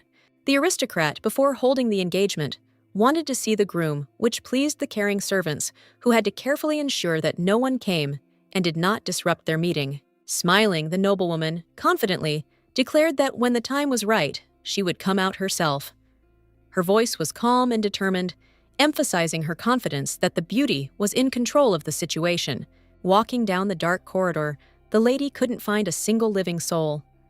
Her footsteps echoed in the darkness, creating a strange and unsettling feeling of complete loneliness. She knocked politely on the door and asked permission to enter, respecting the privacy of the area and trying not to violate the boundaries of personal space. In response to the loud knock, there was complete silence, which seemed to emphasize that there was not a soul behind the door, and everything around was immersed in a deep and ominous silence. However, the maiden did not lose hope and decided to head to the window to knock there too, hoping that her efforts would bring results, and she would find someone who would respond to her request. And so it happened. Idvin quietly asked if his ladylove had come to him with an expression of deep expectation and trembling hope in his voice. The air around was filled with this exciting moment. After some time, the man emerged from his chambers, dressed in snow-white clothes, shining with freshness, with genuine delight on his face. The man was genuinely glad that Kirill had finally returned. The noblewoman noted that since the groom did not answer her knock at the door, she assumed that he might be changing clothes or busy with something important, which could explain his absence and inattention to the visit. Walking behind the lovely lady in just a shirt, Idvin remarked with a smile that it would be quite normal if the bride saw him in a slightly compromising state before the engagement. With his arms folded across his chest and a look of confidence, the guy suggested that she turn around and check it out herself to satisfy her curiosity and resolve all doubts once and for all. Kirill hastened to explain that she had come here to return his precious thing, the ring which was too important to be left unattended. The gesture made the nobleman laugh. The marriage proposal didn't seem particularly impressive and seemed more like a bad joke than a serious request. However, after this, Idvin added that even such an awkward proposal would be quite enough for him if it came from his beloved lady, emphasizing that her feelings and sincerity were more important than formalities and traditions. Looking out the window, he began to inquire whether the bride was ready for the ceremony, to which the maiden could not help but agree, noting that the weather was indeed magnificent and contributed to a pleasant mood. The aristocrat noticed how the groom managed to untangle all the servants, which could become a significant difficulty in the future, especially when the magician moved into her mansion and the work of servants would be needed. With a smile on his lips, the guy asked, with a slight hint of humor, whether the guest was worried about his health, as if expecting to hear something more than just a formal confirmation. Standing awkwardly near the window of the house, Kirill replied that without him, many people could be left without work, adding a note of seriousness to the conversation, as if hinting at the influence of the magician on the lives of those around him. Kirill, in turn, showed concern for the people she hired, taking responsibility for each one, not allowing discrimination or favoritism, and treating each member of the team fairly and with respect. Taking up the sword, the maiden calmly explained that she had always treated everyone equally without singling out anyone or making exceptions, adhering to the principles of justice and equal treatment of everyone around her. Solemnly handing over the weapon to the man, Kirill stated with seriousness in her voice that from now on she would pay more attention to him as her life partner, putting him first in everything and ready to share with him any difficulties and joys. Thus, the lady proposed to her chosen one, expressing her feelings and readiness to devote herself to their union, emphasizing the importance of a shared path and mutual support in their future. Idvin looked away, embarrassed, realizing that it was usually the man who proposed. This unexpected role changed his mind, making him consider how unusual and unfamiliar their relationship was. The girl thought differently, believing that it was the wizard who had to leave his home country and move to another place because of strict rules that imposed someone else's fate on him and forced him to adapt to new conditions. With flushed cheeks, Idvin hesitantly asked if he should take his oath in return, feeling a thrill from this unexpected turn of events. Kirill didn't want to pressure the man, so she gently extended her hand to him and said with warmth in her voice that he was free to do as he wished, giving him complete freedom of choice in this sensitive and significant moment. The ring on her finger sparkled, and magic began to flow around as the mage used his powers to find out what his beloved had been up to today and to find out the details of their day. Memories came back like stills from an old film where the count with the bright red hair politely asked the lady if she had undergone a shocking change in connection with the events unfolding around them. Silently, Idvin took in the information that Kirill seemed to have no intention of participating in the wedding ceremony, which gave the event an air of inevitable loss. At that moment, the guy felt especially sorry that he did not have the gift of mind reading, because it could have helped him to more deeply understand the hidden motives and true feelings of the lady. The man promised to protect the empire, to which the beauty noted that the ceremony should have already been organized and they should hurry to return to the mansion. Idvin said that it seemed he should hurry up and put on the uniform of a foreign country, which was quite difficult to put on, so as not to be late for the important event. Kirill turned away and headed in the other direction, clearly demonstrating that she had no intention of helping the boy put on the complex uniform, leaving him completely alone with this difficult task. Standing in front of the mirror, the man carefully examined his white robe, which looked especially beautiful and elegant, emphasizing his refined taste and style. Unsure how to properly tie a complex blue ribbon, the man turned to the familiar sitting next to him for help, relying on his experience and support to help him get the job done. The bird, with a smooth and majestic flap of its wings, landed on its owner's shoulder as if it were its usual and comfortable place, giving the whole scene a special harmony. While the pet was providing assistance, Idvin blushed, remembering his beloved's promise, and deciding to reciprocate it, which caused mixed feelings of shame and determination in him. Having completed the preparations, the wizard heard the words of the raven, who croaked that the owner should try to meet Kiriel's expectations so that his appearance and behavior would match her requirements. The magician smiled and called his friend the 3 o'clock scoundrel, who finally decided to speak up, drawing attention to his presence and making the moment more lively. When the bird noticed how energetic and happy its owner was, Idvin ordered the pet to be quiet and not waste its magical energy on trifles, saving it for more important matters. The handsome man felt awkward at his own words because he had used magic to change his appearance for the sake of his beloved, and the realization of this seemed a little awkward to him because it was the truth. The magician intended to use the plant as a spy, which was quite difficult since they were far from their home country in the north, and the conditions were not conducive to the effective implementation of the cunning plan. The wind gently wandered along the street, wrapping itself in cool gusts, playfully stirring the leaves, and filling the atmosphere with a light rustle that added a special liveliness and harmony to the surrounding landscape. As a reward, the plant requested seeds from its metropolitan brethren and elements of aquatic flora to replenish its reserves and improve its condition in the new conditions. Idvin received wedding congratulations directed towards him as he was the first of the mages to marry a knight, and this event caused particular admiration and recognition among his entourage. Leaning back, the guy noticed that the plant had been eavesdropping tirelessly all this time, clearly interested in the events happening around it. The green leaves, as if in agreement, whispered that the sorcerer should acquire rosemary to supplement his magical ingredients and improve the effectiveness of his spells. Irritably, Idvin retorted that he was neither a flower nor beautiful, emphasizing that such discussions had nothing to do with his real merits and goals, which he considered more important and significant. Indignant at these words, the plant shook its leaves as if its displeasure was expressed in the form of a trembling movement, since the man dared to doubt the merits of the Flora mages. With a heavy sigh, the flower admitted that he had been generous today, and therefore decided to give the sorcerer in white the rosemary completely free of charge, thus showing his generosity and recognition. The plant appeared right under the mage's window, sprouting from the soil with unexpected speed, as if it had materialized from the earth itself to serve the owner's needs.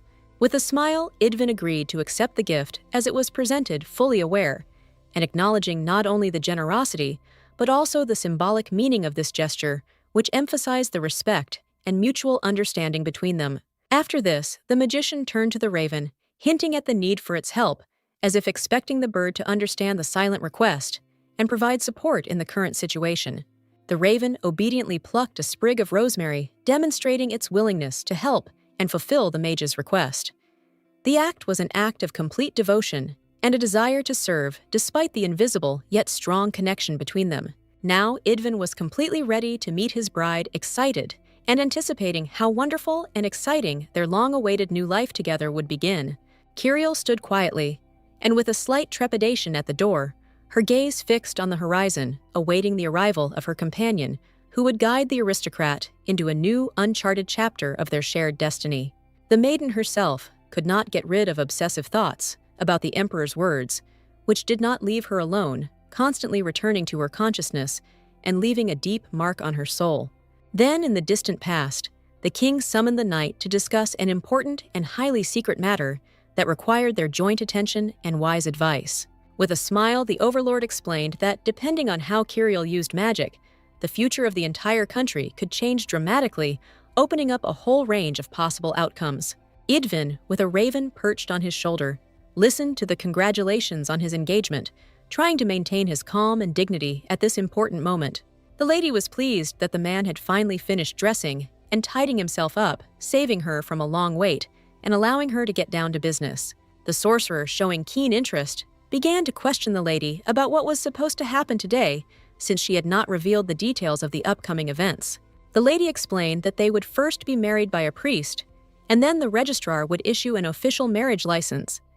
In the capital, weddings usually take place quickly and without unnecessary delays. Idvin hastened to reassure his interlocutor, assuring her that he did not object to God's grace and was ready to do without passion flowers and complex ceremonies. After this, the magician added that their majesties were always near them, and that they did not worship either the storm, or the fire, or the sea, remaining true to their own traditions and beliefs. Kirill came to the conclusion that this was why the wizard always wore his ring with a precious stone, which was probably a symbol of his loyalty and magical power. The man quickly changed the subject awkwardly, placing his hand on her neck and smilingly saying that his lover's curiosity made him happy. Her interest in him added special meaning to their relationship. The ring was set with a magnificent amethyst stone, which had the amazing ability to help in the management of mana and enhance the magical powers of the owner, giving him additional power. The sorcerer wore orange topaz for 10 years as a young man with disheveled hair that emphasized his unusual and mysterious appearance. The sorceress who had possessed the transparent crystal for 8 hours resembled it herself, thanks to her white hair and eyes, which gave her an almost ethereal and mysterious charm. Kirill quickly came to the conclusion that the owner's appearance perfectly matched the stone. His appearance and mannerisms reflected the unique properties and aura of the gemstone with which he was associated. Then, firmly and confidently, rejected the comparison, stating that it was nothing like amethyst, and expressed his dissatisfaction with the unfounded comparison. The maiden returned to the topic of the wedding, explaining that after the ceremony, they would have a banquet, and then they could return to their chambers and rest from the excitement of the holidays, enjoying a well-deserved rest in solitude. The wizard froze in shock at the words that, after everything, they would go home, not believing the possibility of such a quick end to the holiday. He felt embarrassed at the prospect of being alone with Kirill, and at that moment, a raven carrying a branch of rosemary began to peck at him angrily, as if sensing hidden tension and discontent. The sorcerer hastened to explain to his pet that his words had no hidden meanings, and that he had spoken sincerely and directly, without any intricate hints or secret meanings. The noblewoman repeated her earlier words, noting that she did not believe in the sincerity of the powerful sorcerer's intentions, and doubted whether he truly desired this engagement. Therefore, she asked him not to force her to do anything without sincere consent and inner desire, so that the actions would be directed from the heart and not under duress. With a smile, Kirill stated that as a knight, she would be able to resolve all issues according to the laws of their country and deal with any difficulties that might arise.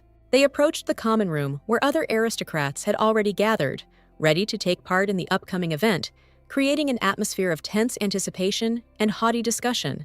The lady herself knew that she had to hide her true advantages by not trusting the magician and pretending that she was making significant efforts to maintain their relationship in order to create the illusion of her devotion and hard work.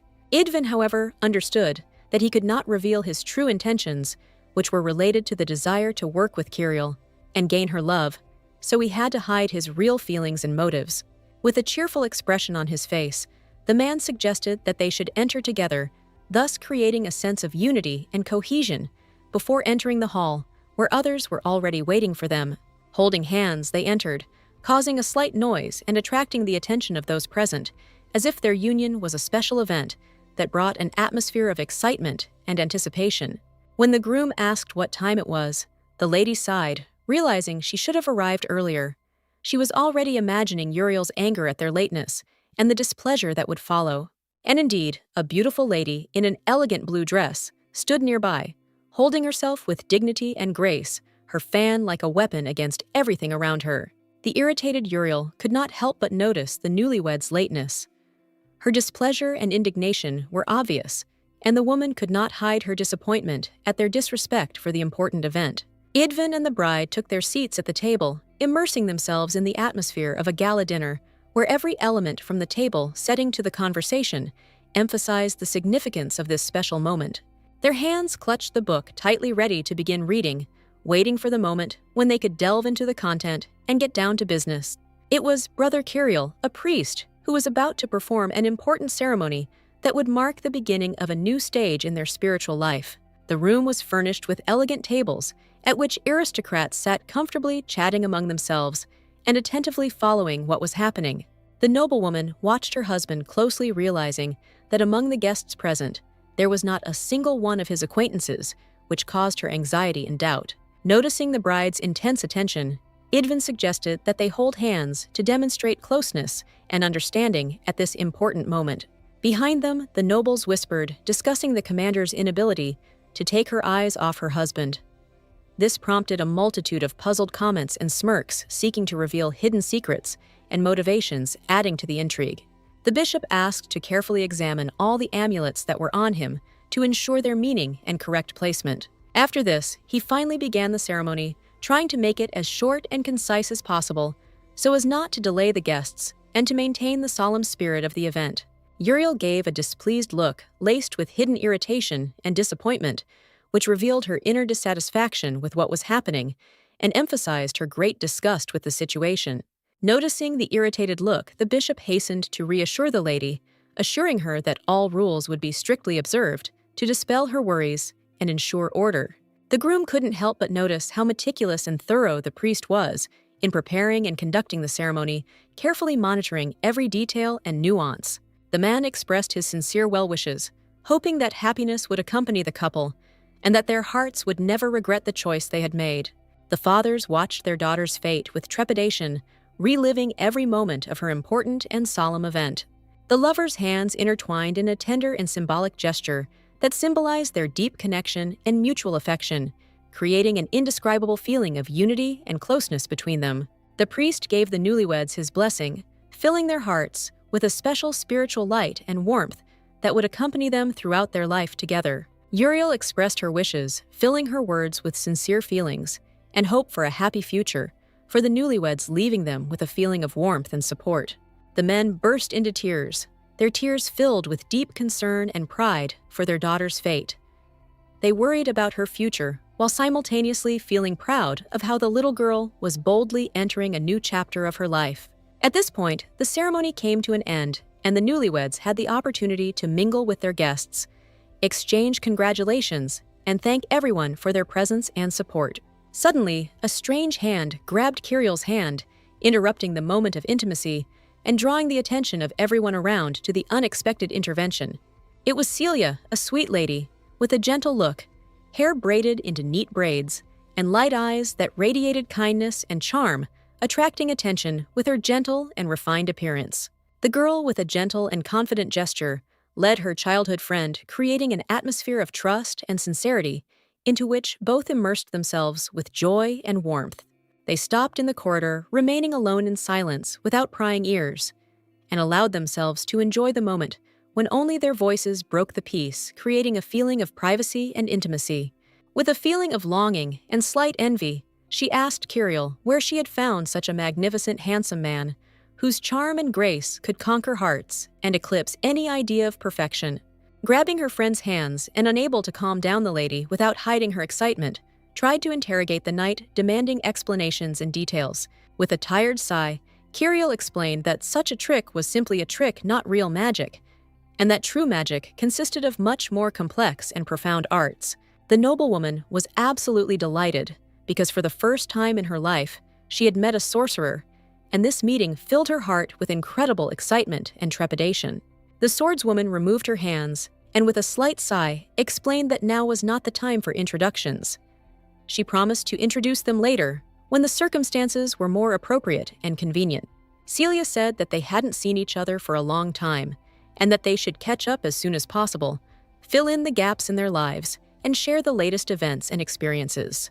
Kiriel would have been happy to talk with her childhood friend, but at the moment, her help was needed by the sorcerer, who was being tirelessly pestered by other nobles with endless questions and demands for clarification.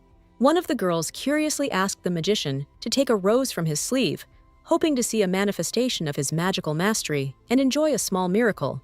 Kiriel intervened in the conversation, gently reminding the aristocrat of the need to maintain decorum and not be rude while maintaining respect for her interlocutors. Noticing the presence of the commander, the lady turned to her with curiosity and asked about current affairs, hoping to learn the latest news and events. Kiriel replied that everything was fine, although she had previously warned her friends not to attend the engagement, hinting at possible complications and undesirable consequences. To this, the subordinates responded with a smile that they simply could not miss such an important event, despite the warnings given, and decided to come to support her. Without much expectation, with a slight weariness in her voice, Kiriel asked if they really had brought gifts, realizing that it was difficult to get seriousness from her joking subordinates. And indeed, the friends brought a variety of different things that they thought would please both the bride and her father, trying to please both and show their attention. The lady accepted the bottle with a slight smile, aware that it was a gift for the Duke. Despite her inner doubts, she did not dare refuse her friend's polite gesture and accepted it with gratitude, maintaining politeness and respect for their attention. The subordinates rejoiced, watching how harmoniously and beautifully the loving couple looked, sincerely enjoying the moment and believing that their union would be strong and happy. Idwin gratefully accepted the flattering words, adding with a smile that the knights apparently took their leader as an example, and this explained their noble behavior. Kiriel couldn't help but notice the difference in her husband's behavior. He now seemed more confident and relaxed, which was clearly due to his new responsibilities and the support of those around him, and only Uriel standing behind looked dissatisfied. Her gloomy expression and detached gaze clearly revealed her disappointment and dissatisfaction with what was happening, unlike the others, who were immersed in a joyful atmosphere. The aristocrat, her mouth open in surprise, tried to figure out how she had managed to displease her sister, sincerely not understanding what had caused such discontent and tension in their relationship. Suddenly, the older woman grabbed the ear of the disobedient relative who had kept her waiting, expressing her irritation in such a way that everyone around froze in anticipation of how events would unfold. Idvin watched in surprise as his wife was reprimanded, not expecting to see such a public display of severity and tension in the family relationship. The Count decided to intervene, introducing himself to the sorcerer as Uriel's husband. This distracted the mage from the current conversation and sought to take the initiative to steer the conversation in the right direction and strengthen his position. The wizard introduced himself in response, trying to make a good impression on his wife's relatives and show himself in the best light, hoping to establish friendly relations. The aristocrat, smiling happily, suggested that the magician step aside and talk in private, seeking to resolve the misunderstanding that had arisen and discuss important issues without unnecessary witnesses. Glancing at Kiriel, who was talking to another woman, the guy wondered if it was really possible to marry his bride to such an evil woman, and he felt doubt about the correctness of his choice. Sitting down at the table, the Count offered his interlocutor alcohol and asked if he tolerated the drink well, since it was especially strong in order to ensure the nobleman's comfort and health. Idvin hastened to reassure the man, assuring him that he tolerated drink as well as any other ordinary person, and that there was no reason to worry about the strength of the drink. The Count explained that everyone in the Kiriel family loved to drink except the Duke, and therefore the drinks they offered were of high quality, which underscored their tradition and attention to detail.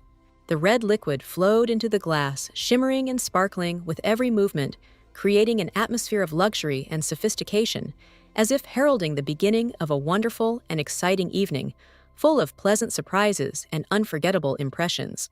Laughing, the man said that he had known the Duke's family for 10 years, and this had allowed him to appreciate the subtleties and peculiarities of their traditions, including their preferences in drinks. Idvin, sitting at the table with another man, realized that the Count had previously discussed with Kiriel the issue of a marriage of convenience, which explained some of the nuances of their communication and attitude towards what was happening.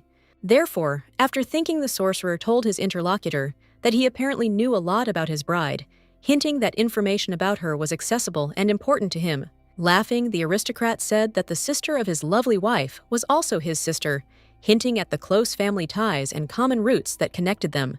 The Count suggested that they drop the formalities, since Idvin was now also part of their extended family, and they could communicate more casually and friendly.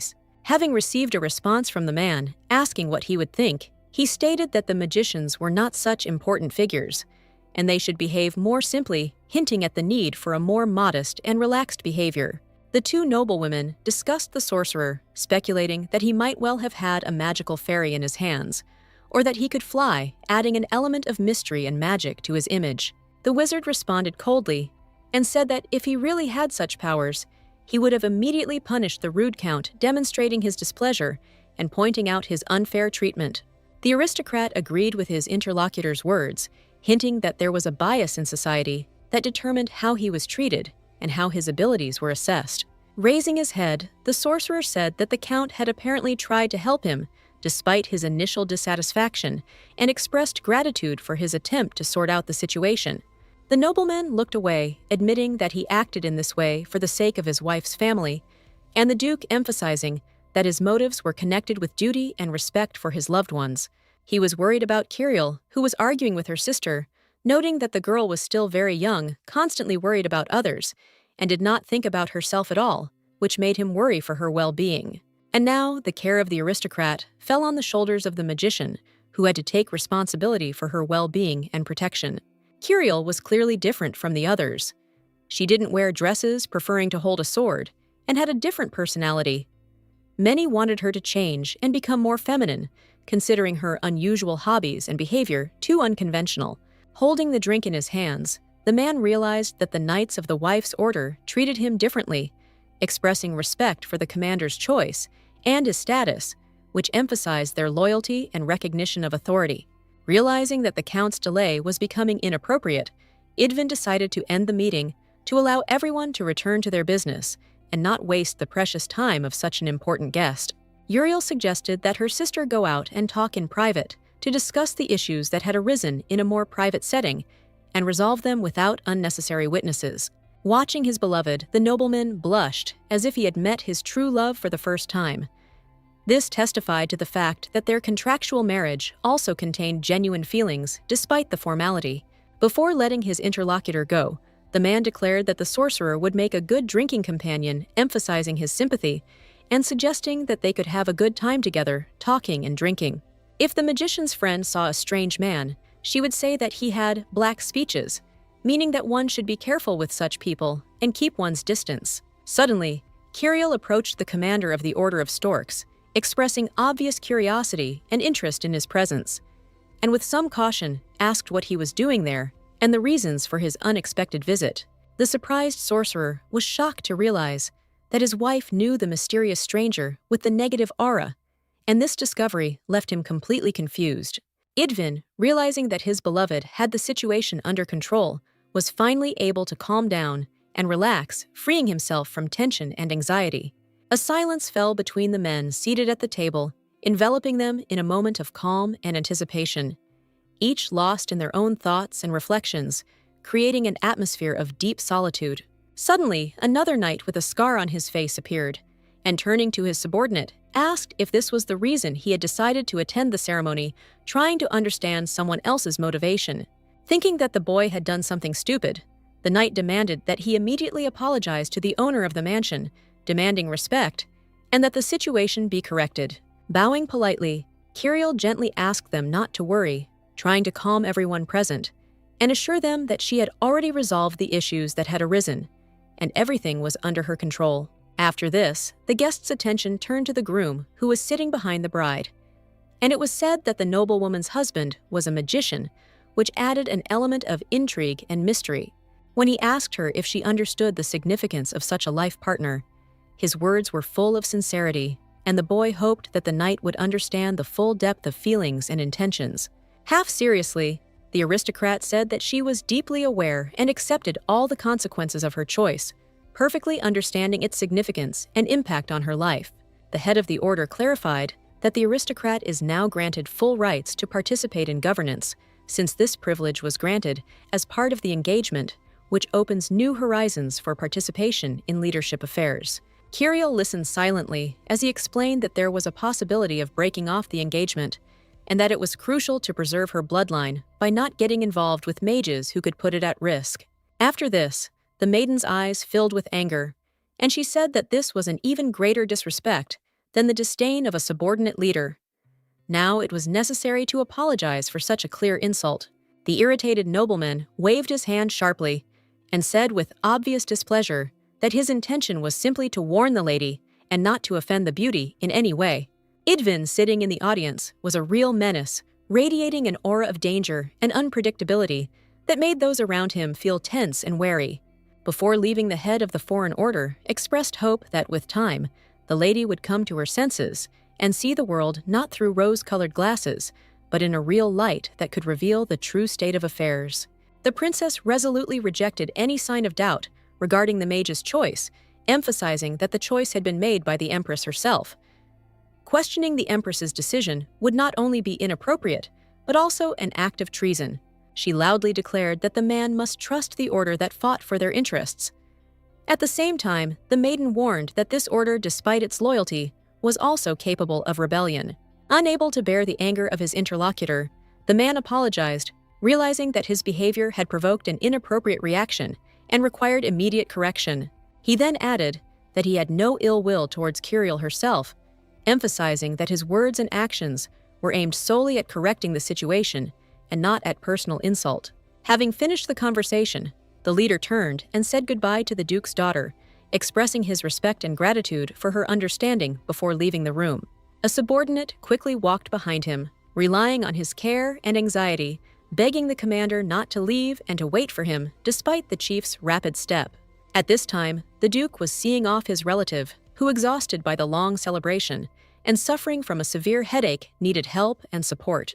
Curiel clenched her fists in frustration and struggled to contain her emotions, unable to allow malicious gossip and dirty rumors to spread about her family that could damage their reputation and cause irreparable harm. At this time, questions about the magician's height, chest size, and other personal characteristics began to circulate around him, which led to a lot of inappropriate discussions and speculation. Curiel's drunken subordinate, in a state of cheerful intoxication, shamelessly asked if Idvin could pull a hair out of a hat like magicians do in the circus. The frustrated sorcerer put his hand to his face, realizing that the opinions of the people of this country about wizards were extremely negative and full of bias. Leaning over her subordinate, the lady sternly asked why he had drunk so much, despite the fact that he could not tolerate strong alcohol, and expressed her dissatisfaction with his thoughtless behavior. Other aristocratic ladies were not in the best condition, absorbed in wild fun dancing and excessive consumption of alcohol, which clearly affected their appearance and behavior. Ferdinand sat down at the table clearly dissatisfied, while the aristocrat asked where the hell her subordinate had been, clearly not believing his pathetic excuses. At first, the boy said that he was working on an important project, but soon his mood changed, and he expressed deep sadness to the Count, who was sitting next to him. The knight's feelings spilled out. Blushing, he began to complain about the unfairness of fate because he took care of the commander every day, and she ended up marrying a magician. Idvin had an impressive appearance. His long legs and muscular body gave him a special charm and confidence, making him stand out from others and attracting attention with his powerful and attractive appearance. When asked what his subordinate had been working on today, the young man quietly whispered that he was ready to demonstrate the results of his work in person, but only in a separate room to maintain confidentiality. The knight confessed to Curiel that even though she hadn't asked him to, he had still done something for her out of his own feelings and good intentions. The aristocrat responded with restraint and a noticeable dose of irony, emphasizing that his actions put her in an extremely awkward position, creating additional inconvenience and worsening the already difficult and complex relationship between them. Realizing that the situation needed to be corrected, the Count stood up and firmly placed his hands on his subordinate's shoulders to bring clarity and give the conversation the necessary severity. Ferdinand, his mouth open in amazement, realized that the moment had come to firmly and politely indicate to the uninvited guests that they should leave the room to make room.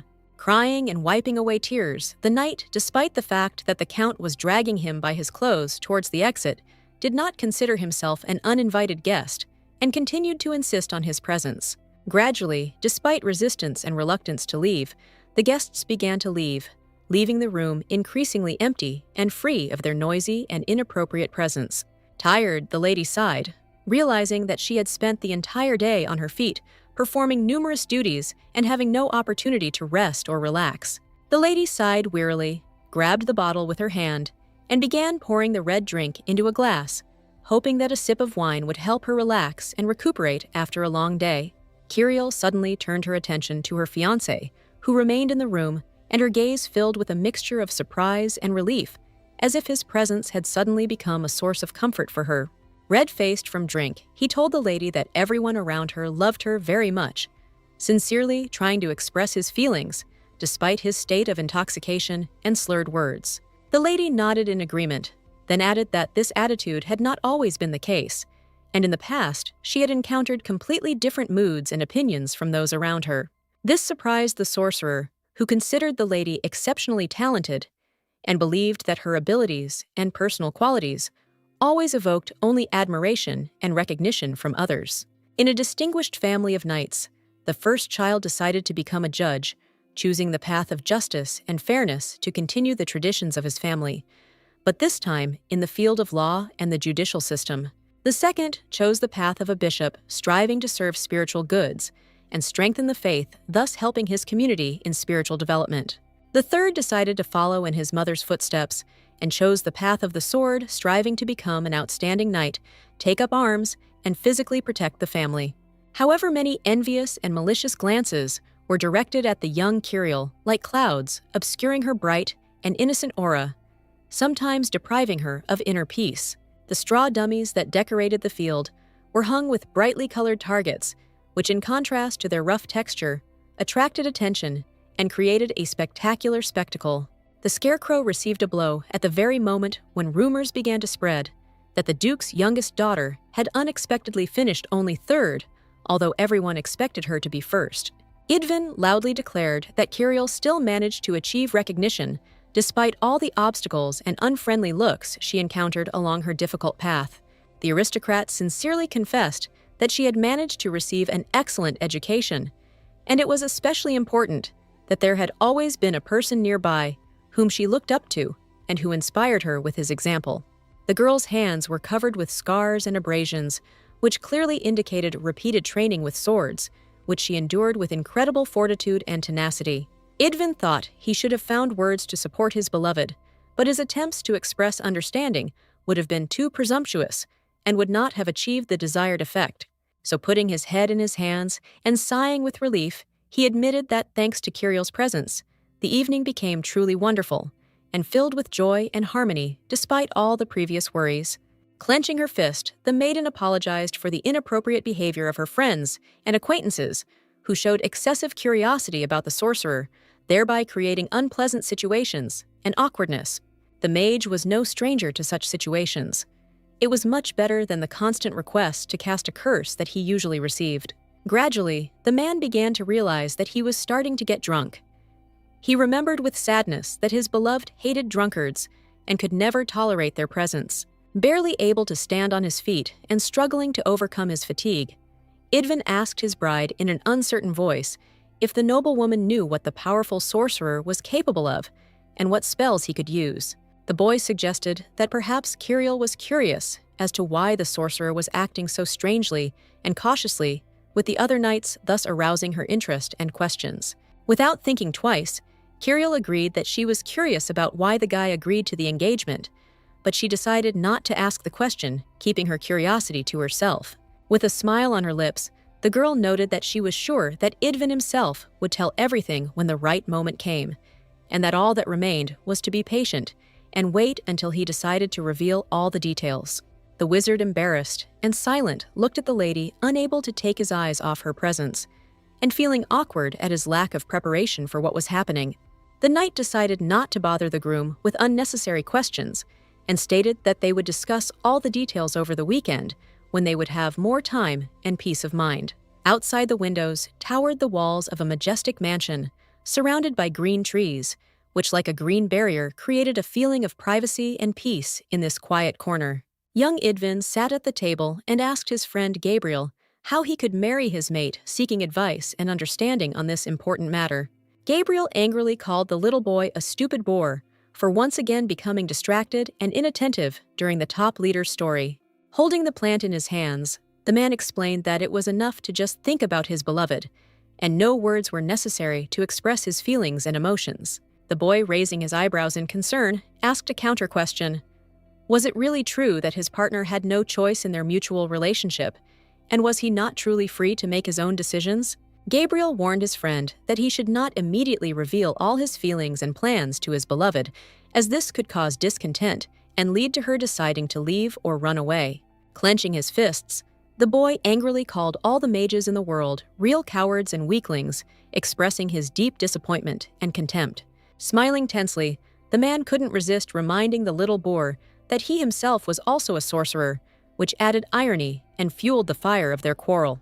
Raising his head, Idvin turned to Kirill, informing her that her subordinate had told him that the lady particularly liked everything charming and beautiful, which could be an excellent reason for choosing a gift or a gesture of attention. Wanting to please, he snapped his fingers, and in response to his magical gesture, sparrows appeared carrying rosemary sticks in their beaks, creating an atmosphere of magic and comfort. The lady's mouth dropped open in surprise when she saw the sparrows carrying rosemary sticks, and she could not hide her admiration for such an unexpected and elegant gesture.